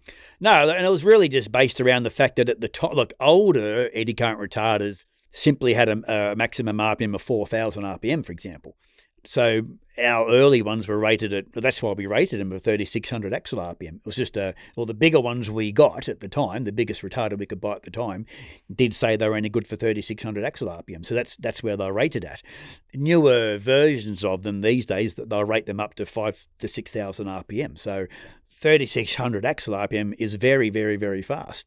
So to give you an idea, even the average, you take a Pro Mod car that's doing 260 mile per hour, it's barely getting to 2200 axle RPM. Okay, so you've got a fair bit of room up your sleeve. So you have plenty of headroom, and it's only the land speed guys who get into the upper RPM speeds of a hub dyno, for example. So the average user never gets near it, that sort of thing, So yeah, okay.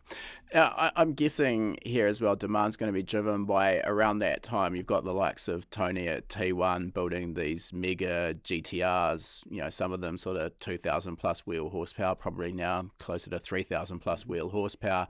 traditionally there's going to be no option to dyno these cars. So now you're providing an option. I'm guessing, again, it's sort of off to the races with these bigger power companies. Yeah, so like like I said, the first one we delivered in Sydney, the 2000, was to what's called Rotormaster, who's still going these days, or Gas Racing they're called. So I traded in his Dyno Dynamics forward drive roller dyno at the time. And so I think I'd probably admit he'd probably the best of 1,500 horsepower on his roller dyno he'd ever seen. So, and that takes a fair bit of strapping and to get it right to do that. But I think it was within 6 weeks of him getting the dyno, he'd done 2,000 horsepower on a Supra. And that just become easy to do because our 2,000 horsepower one that we sell, they essentially can do as high as 3,000 horsepower. So they're relatively conservative in their rating. So, but yeah, so it didn't take long before someone did 2,000 horsepower.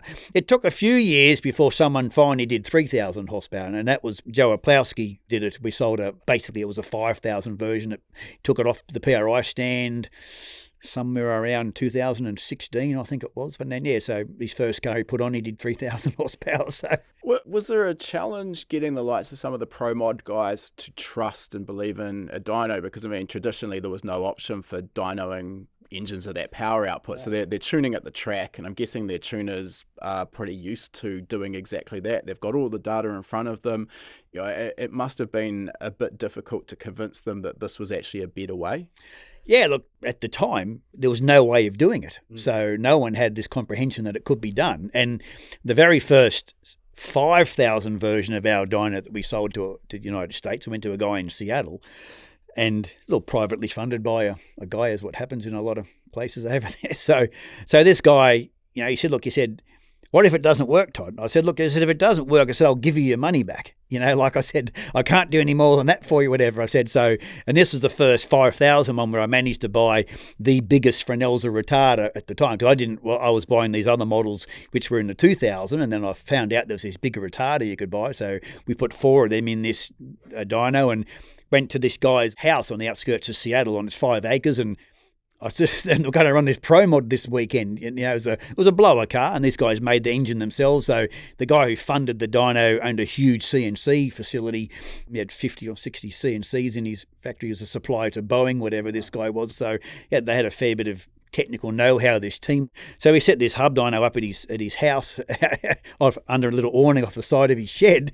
And I said, you do realise you're going to make a lot of noise and annoy your neighbours all weekend? And he said, I spoke to my friend who's a policeman, and as long as I, let them know I'm going to make noise, it's going to be okay. So, and the guy who was driving the car, also he had his own workshop, and he had a dyno, and he was completely convinced the dyno wasn't going to hold the car. He said, there's no way, I don't believe this dyno is going to work. It's not going to hold this car.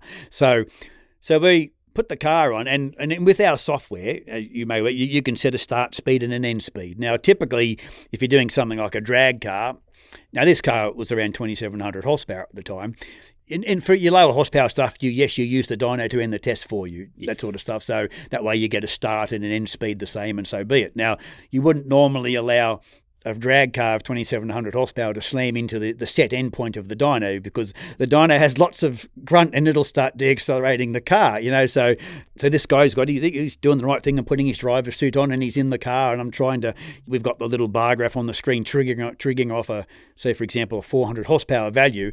Being a driver, what he did, he was just concentrated on the tacho in the car, didn't look at the dyno screen. So I'm saying, so I've sort of given him the go to go, and he's put his foot down, and he's just watching the tacho he had to see the tacho get to the end point. Now, he was expecting it to go to some number, for example, just say it was 8,000, for example, right now, but the dyno, we'd set the end point lower than the RPM point. So this dyno is actually deaccelerating this engine at 2,700 horsepower. And it doesn't be thinking about. Yeah, and you got out of the car and says, the dyno does have the capacity to do that sort of stuff, and back in this is just a top gear pull at the time. We hadn't even fathomed, going through gears at the time, sure, on that sort of dyno. So it was a really hard gig to try and find people who were prepared to lend us a car to put on a dyno and do it, whatever, Yeah, so, and these cars are not cheap, they're worth lots cheap of pieces money. Of equipment. So yeah, I do get that, and it's the usual story. It's hard to get people to change what they've been doing for the last 15 plus years. Yeah, because what they do essentially has worked for them. So yeah. Just to kind of expand on what Todd's been saying there, for those who haven't used one of these dynos, you kind of pick your start RPM and you pick your end RPM, and then you'll do your ramp run over however many seconds it takes. You can set that obviously as well, and what we're trying to do there is generally replicate the speed that the engines are actually going to accelerate out on the road or the racetrack. So we're putting a realistic amount of load on the dyno. So, you'll load the car up at the start RPM, press the space bar and it'll run, or you can trigger it off other things, as Todd mentioned. And when it hits that end point, what it's going to do then is ramp back to the start RPM if you keep your foot in it. And I mean, that's not too bad on a 300, 400, 500 horsepower car. Normally, as soon as it starts ramping back, I'll just clutch in and get out of it. But yeah, when you're talking sort of closer to 3,000 horsepower, it's a lot of stress and load on the components. So probably not ideal.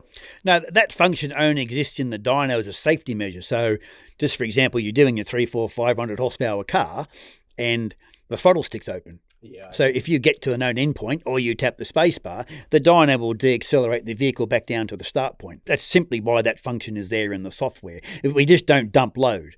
No, it's not. A lot of people don't.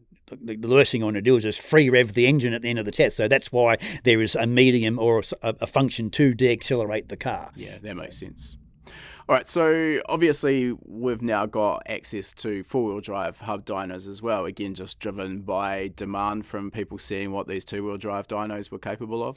Yeah, we were making two-wheel drive ones, and look, essentially in the Dynalog format, it was a box. It was a four-wheel drive roller dyno controller, which become a very good controller for a two-wheel drive hub dyno. But so we resisted, for about 3 years of going down the track of making a four-wheel drive because our current controller did not do that. So eventually we had, I probably said no to too many people and millions of dollars worth, basically, probably we said no to, I'd estimate.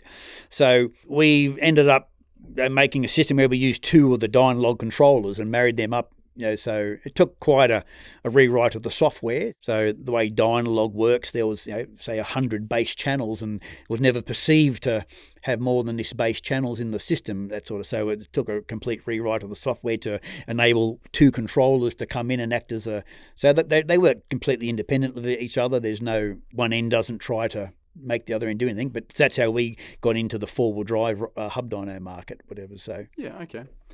Now, in terms of, I guess, the perceived advantages and disadvantages of hub versus roller, this is a topic that always comes up, and I guess at this point I have experience with both, not as much as you obviously, but I think one of the arguments I hear for the rolling road over the hub dyno is it's quicker and easier to get the car set up. And I'd say yes, it is sometimes. Example being our VE Commodore that I mentioned earlier. If you're prepared to not strap that down, nothing could be simpler. You're going to have the car set up and ready to run in about 30 seconds, maybe less.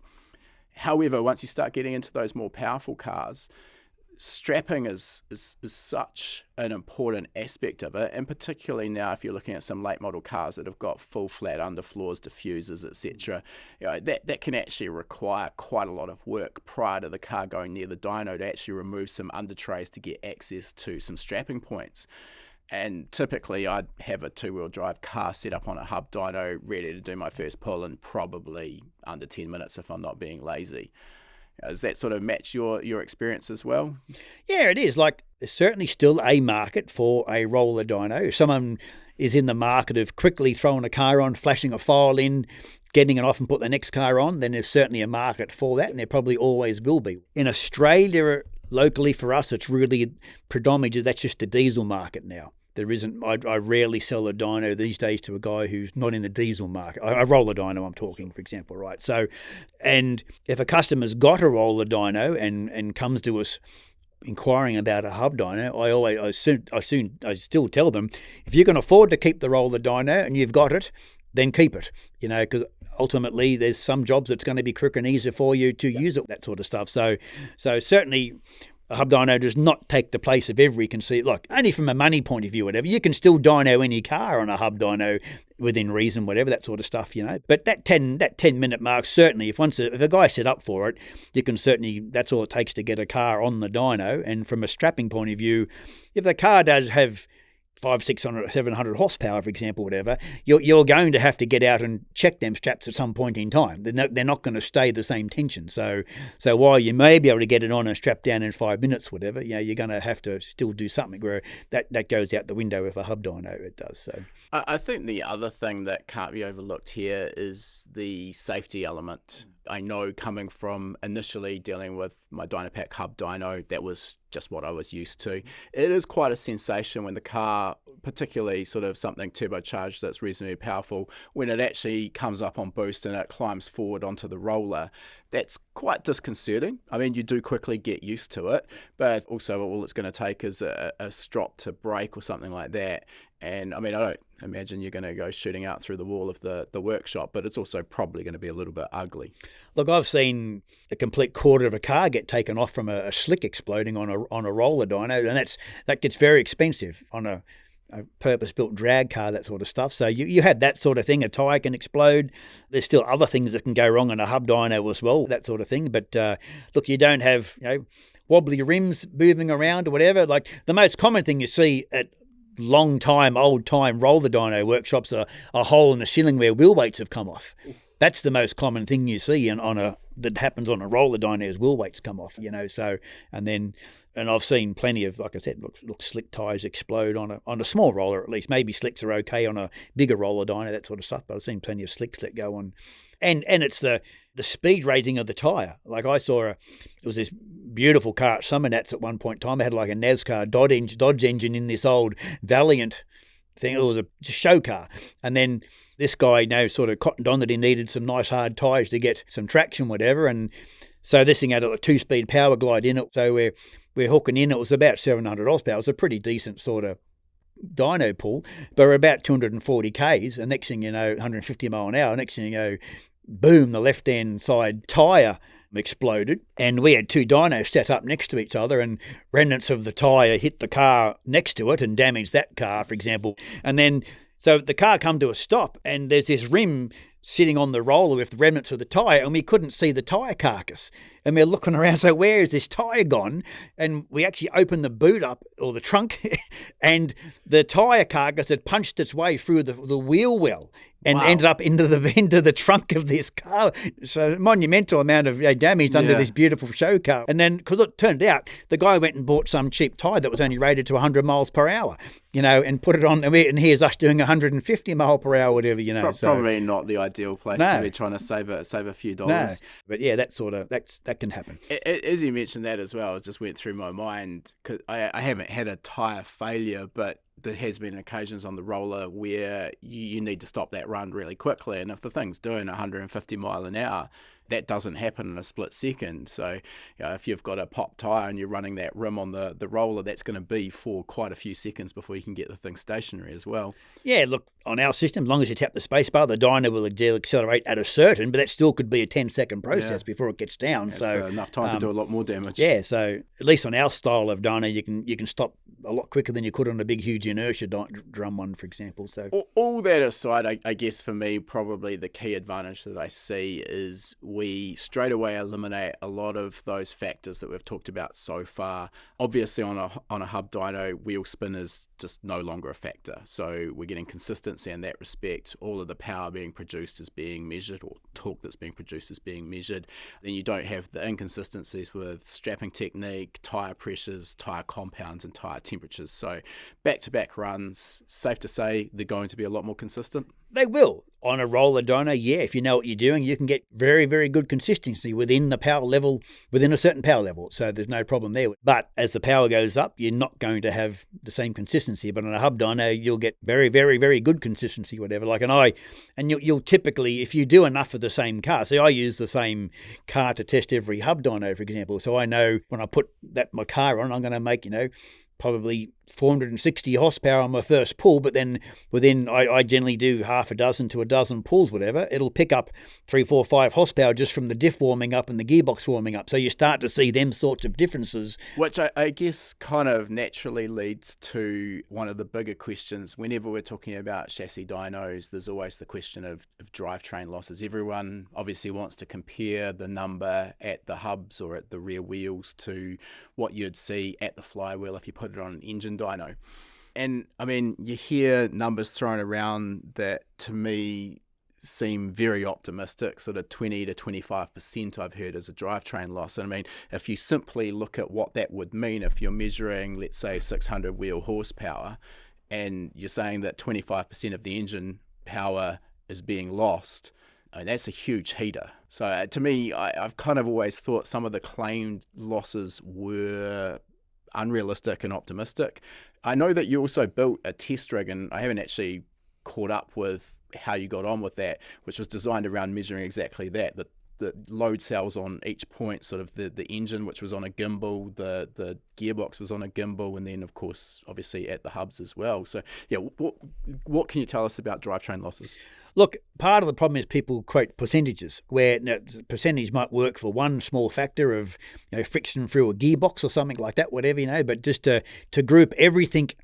Drivetrain loss and tyre loss. The tyre loss actually is probably the bigger component of the loss. So to me, I don't like applying percentages because they just don't work. Like I've had in the roller dyno days, the Subaru STI and a WRX, one was say 227 horsepower, the other one was 300 horsepower, but they both essentially had around a 60 to 70 horsepower loss to the roller. So that 60 to 70 horsepower out of 227 versus 300 is there's 10% difference in the loss. So you can't go applying losses. So that's where, look, someone come up with a number at some point in time, and a lot of people stick with it, whatever. They have to rely on the fact that the manufacturer is quoting the right number for starters.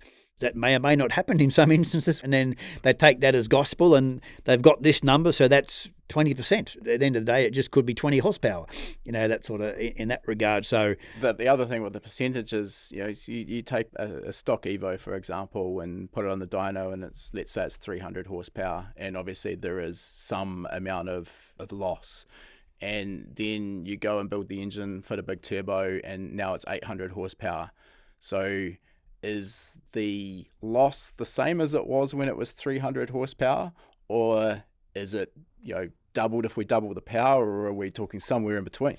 Well, there's obviously going to be more frictional losses through the drivetrain, and you're going to have potentially more tyre loss because there's more heat generated in the tyre. So you're going to have more loss. But I certainly wouldn't go down the track that you're doubling just because you double the power, you double the loss. But these are the sort of ultimately what I'm trying to get at here is this isn't a simple thing that you can apply a one-size-fits-all solution to and be happy with that. No, because drivetrains are different. Front-wheel drive versus rear-wheel drive. Front-wheel drive cars typically have less drivetrain loss because there's just less parts involved at the end of the day. So I've seen stuff where engines have made 910 horsepower on an engine dyno, and we easily got 840 horsepower on a hub dyno. Now, but once again, that's not the straight test. Where on an engine dyno, it's a supercharged thing where it's just got waste water going through the intercooler, where it never sees over 25 degrees Celsius, the intake air temp. Then you throw that in the car, and we're instantly doing 65 degrees. So it's not a back-to-back test. And I haven't conclusively done a test where I could replicate the same environment from an engine dyno to a current hub dyno. So a little outside of our current topic, and we'll get back to that, but I think it's just worth mentioning there just the differences, like the use cases for engine dyno versus chassis dyno. I think everyone kind of, or at least I used to think that the engine dyno was the holy grail, and in some ways, yeah, it is for particular purposes. Obviously, you've got the engine out of the car, it's on a little cradle, you've got full access to everything around it. So for engine development work, changing cams, changing heads, intakes, exhausts, perfect sense. And within reason should be very, very consistent back to back. But that's not how we run an engine. It's in the car. It's got an exhaust system that's almost certainly going to be different to what you'd put on an engine dyno. The intake system's probably different. Then you've got airflow, etc. So I think it's fair to say that you're actually testing under more realistic conditions on a chassis dyno. Yeah, look, unless it's a very well set up engine dyno situation, like there are certainly engine dyno cells exist where you can run a full exhaust system on it. Take that to extremes and you look at what Formula One teams do with transient dynos, and they can put a log file from an actual lap around a racetrack, and the dyno can actually motor the engine as well. Yeah, but we're talking millions there as well. So not the average Joe Blow's engine dyno setup in that sort of regard. So, but yeah, look, engine dynos, they have their place, and like at the end of the day, look, that engine could come out of a sprint car or a boat or that sort of stuff. So them vehicles aren't generally easy to test. No, so, agreed. So that's why you have to have an engine dyno to some degree. So, but yeah, there is still, if the engine's in the vehicle, then you've got the cooling system, you've got the fuel system, you've got the oiling system. So that's why it's simply easier if you can test it, the engine in the vehicle, whatever, that sort of thing. So yeah, absolutely. And in terms of sort of the power difference that you see between running, let's say, your test car on a roller versus running on a hub dyno, how much are you sort of gaining in terms of the number it represents, getting rid of the tyre loss? Look, it's a roundabout number because, once again, the ramp rates you're doing and the inertial losses of the wheels and tyres is the biggest contributing factor. So at my generalised ramp rate I do with my standard wheels and tyres that are on the dyno, there's around, if it makes 460 on a hub dyno, I would say I can get between 420 and 430 on and if you start going into the nitty gritty and trying to get accurate inertial numbers of the average wheel and tyre combination, it does equate to somewhere to 15 to 20 horsepower at a given ramp rate. If you start ramping the car faster, then that number gets further away because you've got more inertial losses of the wheel and tyre on a roller. On a hub dyno, it's not going to change. So that's just a rule of thumb, 30 to 40 horsepower on a particular power level with a certain sort of wheels and tyres. You go and get an off-road buggy with monster 33 and 34 inch tyres, it's going to be a different story. Sure. That sort of thing.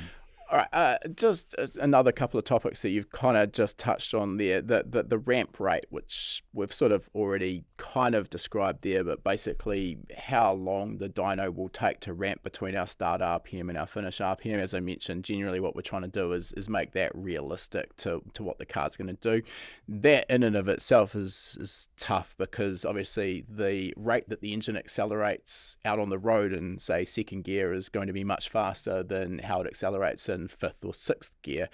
I generally try and sort of look at the higher gears because that's where the engine's going to be under load for a longer period of time.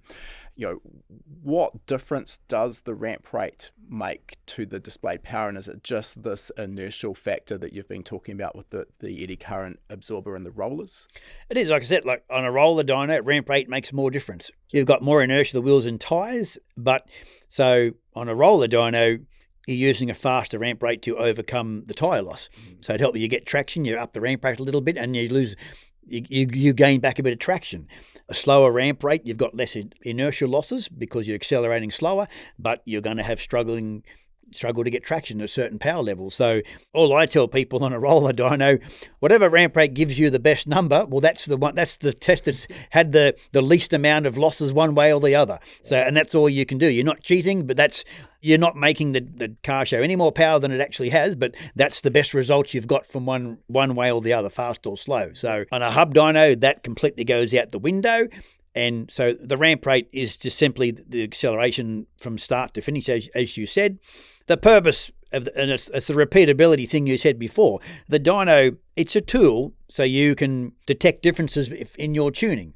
So the ramp rate is just purely a tool to tell it how long you want that test to go for, nothing else. So I tell people a hub dyno, essentially, it's just an expensive engine mount. Like it's the engine just bolted to a vehicle going nowhere, and you're measuring the power of the axle. Yeah. So at the end of the day, so that's all the ramp rate is. So on a hub dyno, because you don't have the wheels and tyres in the equation, the ramp rate has less bearing on changing the number from one ramp rate to the other.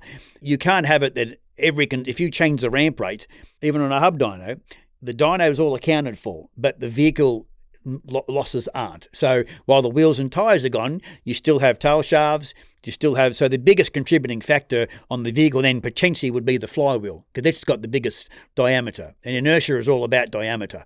Axles and that sort of stuff, they've got a little bit of inertia, but whatever's got the biggest diameter is where you get the biggest inertial loss for. And you can see that on a hub dyno because you don't have the wheels and tyres out of the equation. I go and do a test. I'll go fourth gear to third gear, for example, whatever, and I will lose 10 to 15 horsepower. And there's two factors for that. There is, when I go from fourth to third, we're going through the cluster shaft and my gearbox, so we've got more frictional loss through the gearbox, and everything forward of that gearbox of the flywheel is accelerating faster because we've gone to third gear. Everything from the gearbox back is still the same ramp rate because the dyno is controlling it, but everything forward is accelerating faster, so we have more inertial losses of the flywheel and all the rotating components of the engine. So that all equates to 10 to 15 horsepower on my test car, 460 horsepower, for example. So yeah, that actually all makes perfect sense. I mean, again, if you're consistent with your testing methodology, the gear that you use in the ramp rate, you're going to get consistent results. Yeah, you just have to look.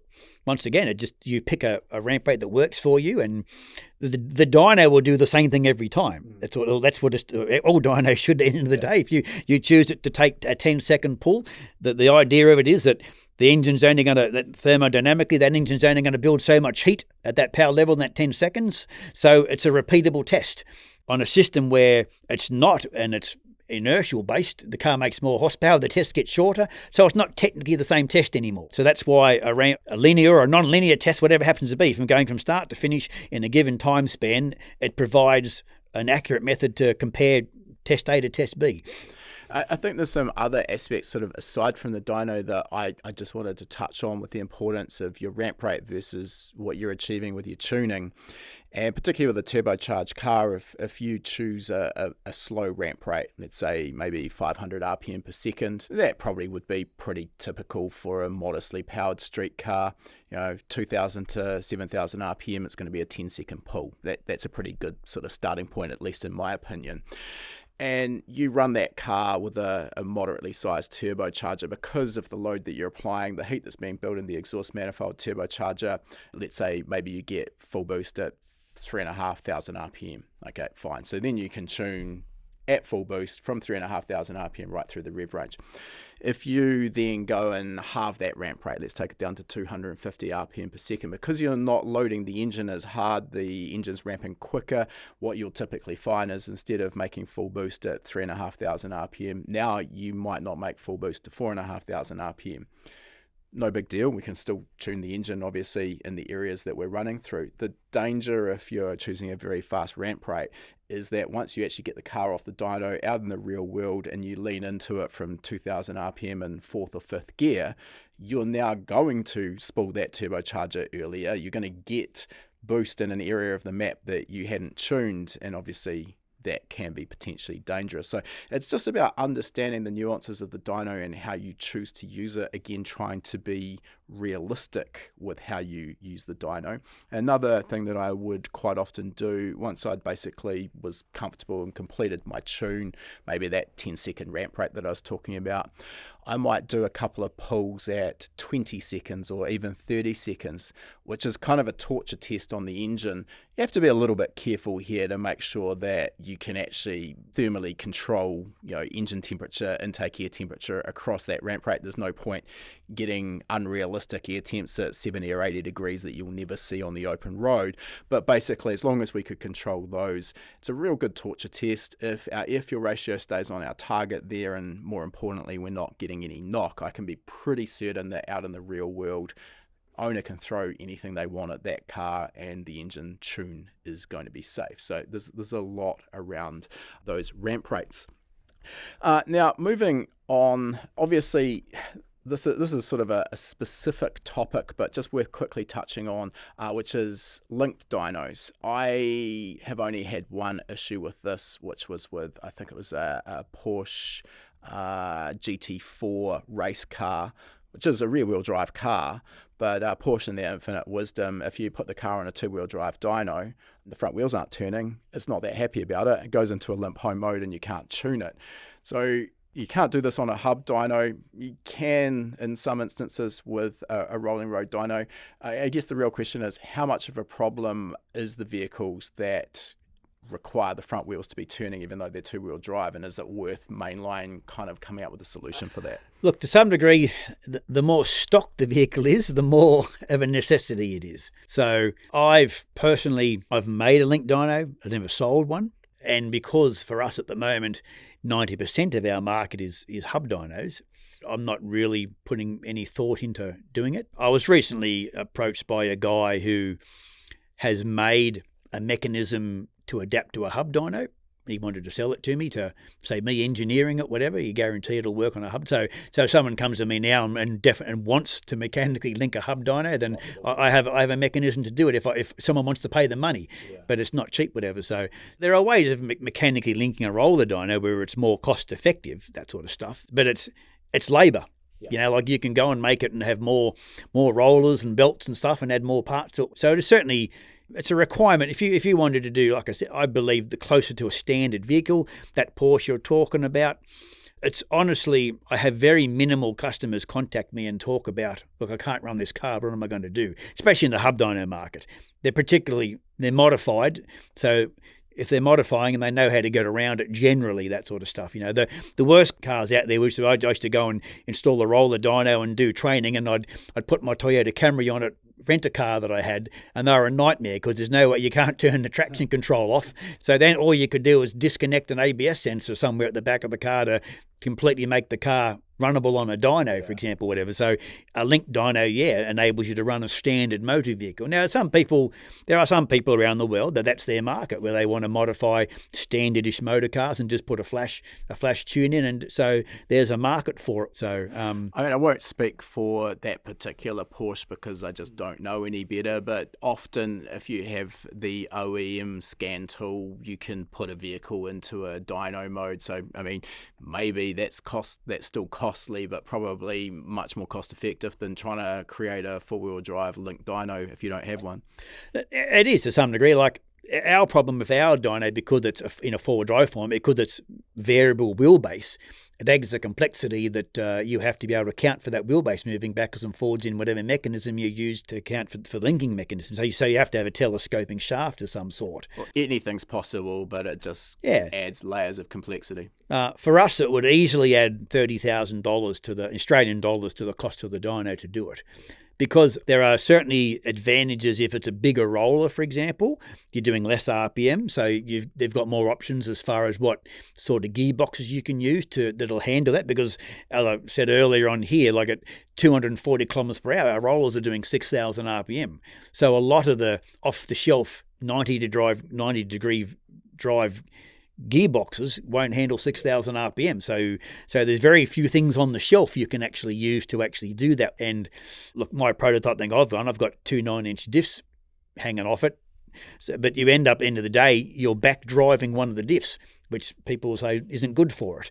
So it's a 9-inch diffs. It's a very strong for application. Spend $3,000 or $4,000 on a 9-inch diff, you've got a pretty good, strong 90-degree drive. But there are still limitations with it. So in that regard, so all right. I want to actually take a big step backwards here because we kind of glossed over how you went from working at Mainline to now being one of the owners of Mainline. And maybe if you could give us a quick rundown on that and then move into sort of what Mainline looks like today in terms of size, location, number of staff. Look, I was an employee. There was an owner of the company her husband died, so I eventually became a director with a woman who owned the company, and then she eventually wanted to retire, so I had got Craig Mahoney back into the company. He worked for Mainline in the early 90s, and he worked up to about 2000, so I approached him to come back and work for Mainline on the understanding that eventually when the owner would retire, we'd become the two co-owners of it. So we got the business and that, and once at that point in time, it was a very much smaller, probably only 6 employees or something at the time. At what sort of time was this? Probably around 2009 it was. Yeah, 2009 it was. It sort of happened. And then we moved factories, and then within the next couple of years we sort of started dabbling in the hub dyno market, and we've gone through, we're in a premises for 3 years where we outgrew it very quickly. We used to spend an hour of a morning, an hour of a night moving stuff in and out of the factory. And where we are now, we've been there for 10 years, and we're just on our third batch of 5 years. We've got, say, 1,100 square metre factory now, whatever. We have predominantly 15 or 16 employees now we have. So we do a lot of stuff in-house, but these days with the cost of labour in Australia, at least, it's a bit of a trade-off versus doing everything yourself versus just buying some stuff pre-done. So for us at the moment, 15's a comfortable number for what we need to do. I could certainly, sometimes an extra employee or two helps out, whatever, here and there, but what we've got, we can build dynos, we can test them, we can pack them. So there's all certain people have their roles to do, and they have to do it. Are you able to give us kind of a ballpark on how many dynos are shipping out the door every year? Look, we year on, year out, apart from COVID, we do between 100 and 120 would be for us. In COVID, we did 140 one year. So, but for us, for 15 people, that's a lot of dynos. But I like to see 100 to 120. We do that, and at the moment, like I said, that's 90% of that's sub dynos. So I like to test 2 or 3 a week. I know that we're ticking over a decent amount of money at that sort of time frame, that sort of stuff. So, kind of a follow-up question for this, and I don't want to go too deep into the weeds here, but we've talked about your background getting qualified as a mechanic. I think it's fair to say that the skill set of designing and building dynos is quite dramatically different to spinning spanners. Is this all just become self-taught? You mentioned your foray into learning SolidWorks. Is everything you're doing in dyno design and manufacture just been self-taught? Essentially, yeah. Look, I got thrown in the deep end when I first worked for Mainline. We had this, when we teamed up with Dyno, so we had this nice software, nice control system, and we were basically still making dynos that look like they come out of the 70s. So Dyno Dynamics had these nice shiny red dynos, which are a fantastic looking product, whatever at the time, that sort of stuff. So eventually we had to change something. So yeah, I think it's fair to say the look and feel of the hardware and the software is an important aspect of it as well. Everything moves on. So what was cutting edge and shiny and new 10 years ago is no longer that, which is of course exactly why you're in Queenstown at the moment, which I'll get onto in a moment. Yeah, I started with AutoCAD, doing that, whatever. I got thrown in the deep end, and we're making these dynos, and I sort of wanted to change things. So at the time, I was going to be an ultimatum to the owners of Mainline: you either do this, or I'm going to walk, whatever. Go and start your own dyno company. That's that sort of thing. And look, unfortunately, one of the owners died, whatever. So it we just kicked off using the stuff I designed at the time. And so I probably went through 3 or 4 incarnations of roller dynos to where we are now. I really haven't changed the design of a roller dyno for it's close to 13 years. What we've got works. It's easy to manufacture. It's reliable, that sort of stuff. So I don't see the need just for change's sake from the roller dyno perspective. So all right, so let's move on. So probably last topic I really wanted to dive into today, which is your new sort of operating system. So we've talked about the relationship between you and Dynolog, or Mainline and Dynolog. You've moved away from that now, and you've got a brand new system. So I guess to start with, why? Again, you had something that was working pretty well. There's lots of factors. There's no one reason why we did it, whatever, but there's things like, I guess at the end of the day, the software hadn't changed much in 25 years at the end of the day from a look point of view, and some people, would probably want to see something more modern looking from a software perspective. I wanted to sort of have the ability to offer some extra control and functions in the software, which would be difficult to do in Dynolog, whatever, like especially if the EV market, where we want to possibly be able to individually apply a load at different corners of the car. That would be certainly difficult on the Dynolog system. It would require a lot of software to make the hardware to do it, which I wouldn't be comfortable with in that regard. So I wanted to, while the Dynolog has outstanding ability to Dynolog stuff, like to log stuff from a CAN perspective, I'm still relying on a USB to CAN adapter, which can be problematic from time to time. I think I'm on my third, maybe. So this system came about where essentially the new system's got 4 CAN channels built in, and 2 of them are dedicated for controlling the dyno, and the other 2 are essentially for data acquisition and the user interfacing it. So it's hardwired, and so it's like wiring CAN stuff into a dash. So it's a lot more reliable in that regard. So I think I can't speak for other brands of dyno now. I haven't used others for a fair while, but I mean, one of the reasons we gravitated towards Mainline in the early days was for us as HPA doing training. The CAN interface, being able to bring basically, plug one thing into your ECU or a harness and get all of the data from your ECU and be able to display it in the Mainline dyno, was an absolute game changer. And my favorite one, which we still use for our tuning webinar, our free tuning webinar, is the MBT test, where I'd set up a steady state test, 3,000 RPM, whatever it might be, and you'd hold it steady state in a single cell, and you'd start this test and basically ramp it from 0 degrees through to 50 degrees of ignition timing, and the dyno would take engine RPM and ignition timing into the dyno via CAN, display that, and then it's obviously got torque, so it would display a nice torque trace. And if you did it right and were nice and smooth on the throttle, you got a beautiful representation of where peak torque was. And that's just so powerful to see. But obviously the advantages of having CAN input into the dyno are just about endless. Yeah, look, for starters now, our AFR meter's permanently in there as a CAN. You have the ability to, the Dynlog system at least, and the new system will do it as well, where in rare instances we've done dynos for specific customers. They want the dyno can be controlled externally from a CAN source as well.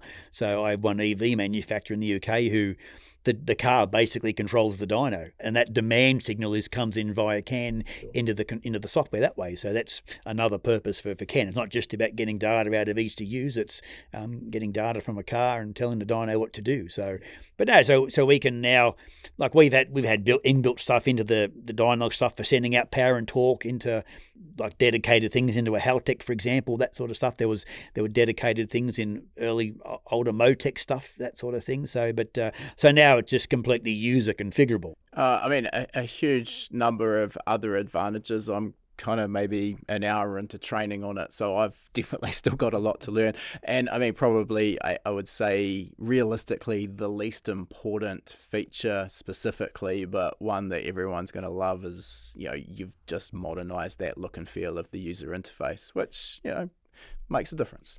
Yeah, it's a whole new interface from scratch. So, it's probably going to annoy some Dynlog people who are used to a certain way, but for new dyno owners, that's all they're going to see in that regard. So there is a really good function of the data logging. So there's a continual 600-second loop in the software. So whether you're doing steady state stuff or you've done a couple of ramp tests or whatever you're doing, you can just pause the data logger and you can go back 600 seconds in time. I believe it's a very, very powerful data logging function, so you can see in great detail. Everybody's just used to looking at their power and torque and AFR or something in a graph format, whatever. So this is now a log. So that's a function I pretty well use on every dyno, every ECU I tune. It's that sort of chart logger that most ECUs will offer, and you're pausing that, looking at specific points during your ramp run or steady state. Now you've got the ability to do that on the dyno, and obviously if you've got all your ECU channels coming in via CAN, you can analyze all of those as well. Now we'll get this wrapped up in a second. One question which I think a lot of existing mainline owners will probably be asking themselves right now is it possible to update their existing Dynlog control system to this new system? They can. It's upgradable. It unfortunately costs a lot of money because it's a rather expensive controller, but it's completely retrofittable and in some instances very, very quick to do. We can do a complete conversion in about an hour or two at the most on a hub dyno configuration. So it just entails the removal of the Dynalog box, and main head unit controller goes in there, and we mount two what's called pod controllers in there, and some couple of mil-spec harnesses go in there, and we load software, and away you go. So it's all, you ask the question, and everybody else have so far done about loading in Dynalog runs into the new software. That's not currently supported. We'll probably look at doing it at some point in time, because people have the Dynlog program will still exist on the computer if we do an upgrade of that computer, so they can still look at all their old data. That's not gone. We'll probably go down the track of exporting CSV data out of Dynlog and have that somehow brought into the new system, at least from a ramp testing point of view. So that's the easiest path I can see going forward to do it. Fair enough. Sounds good to me. All right, we're sort of getting on towards 2 hours, so we'll wrap this up with the last three questions, which are the ones we ask all of our guests. And the first of those is, what's next in the future for you and Mainline? Probably push ahead with our new CCS system and get that out there in the wide market.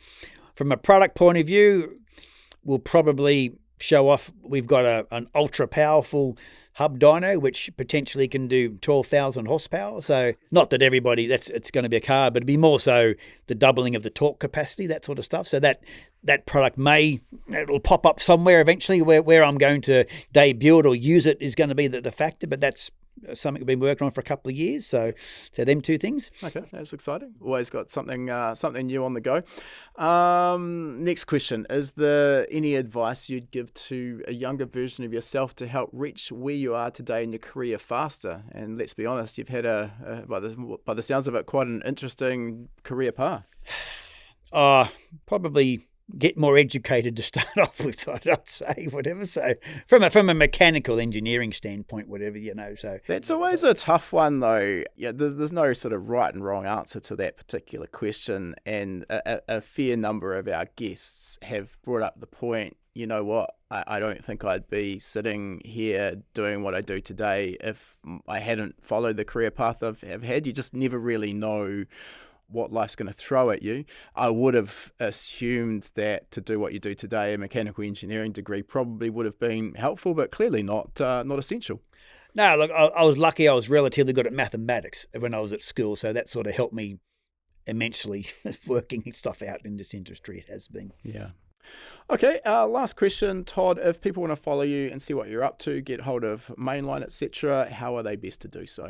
Look, we've got a nice website where we have plenty of means of contacting us for various product inquiries or technical inquiries. And also we've got our Instagram and Facebook's Mainline Dyno we have. So they're the three ways people can contact us. So.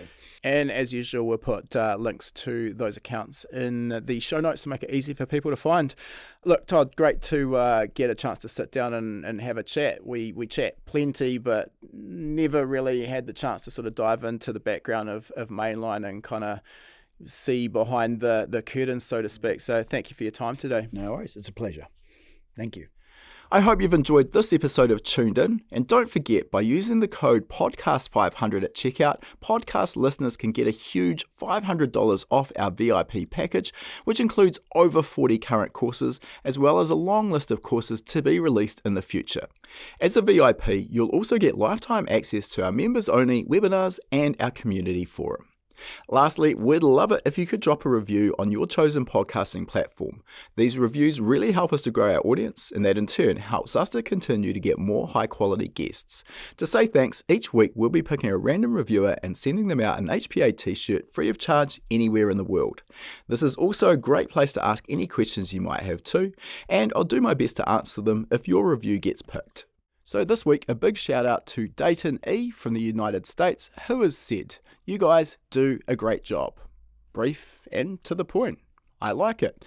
Well, thanks for that, Dayton. And if you get in touch with your t-shirt size and shipping details, we'll get a fresh HPA tee shipped straight out to you.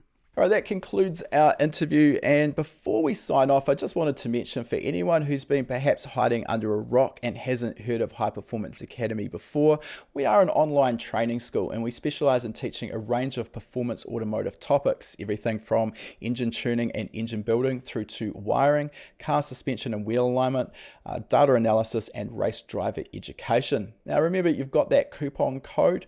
You can use podcast75 at the checkout to get $75 off the purchase of your first course. You'll find our full course list at hpacademy.com/courses. Important to mention that when you purchase a course from us, that course is yours for life as well. It never expires. You can rewatch the course as many times as you like, whenever you like.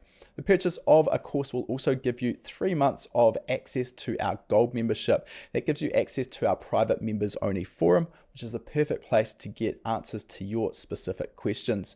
You'll also get access to our regular weekly members webinars, which is where we touch on a particular topic in the performance automotive realm. We dive into that topic for about an hour. If you can watch live, you can ask questions and get answers in real time. If the time zones don't work for you, that's fine too. You're going to get access as a gold member to our previous webinar archive. We've got close to 300 hours of existing content in that archive. It is an absolute goldmine. So remember that coupon code podcast75. Check out our course list at hpacademy.com/courses.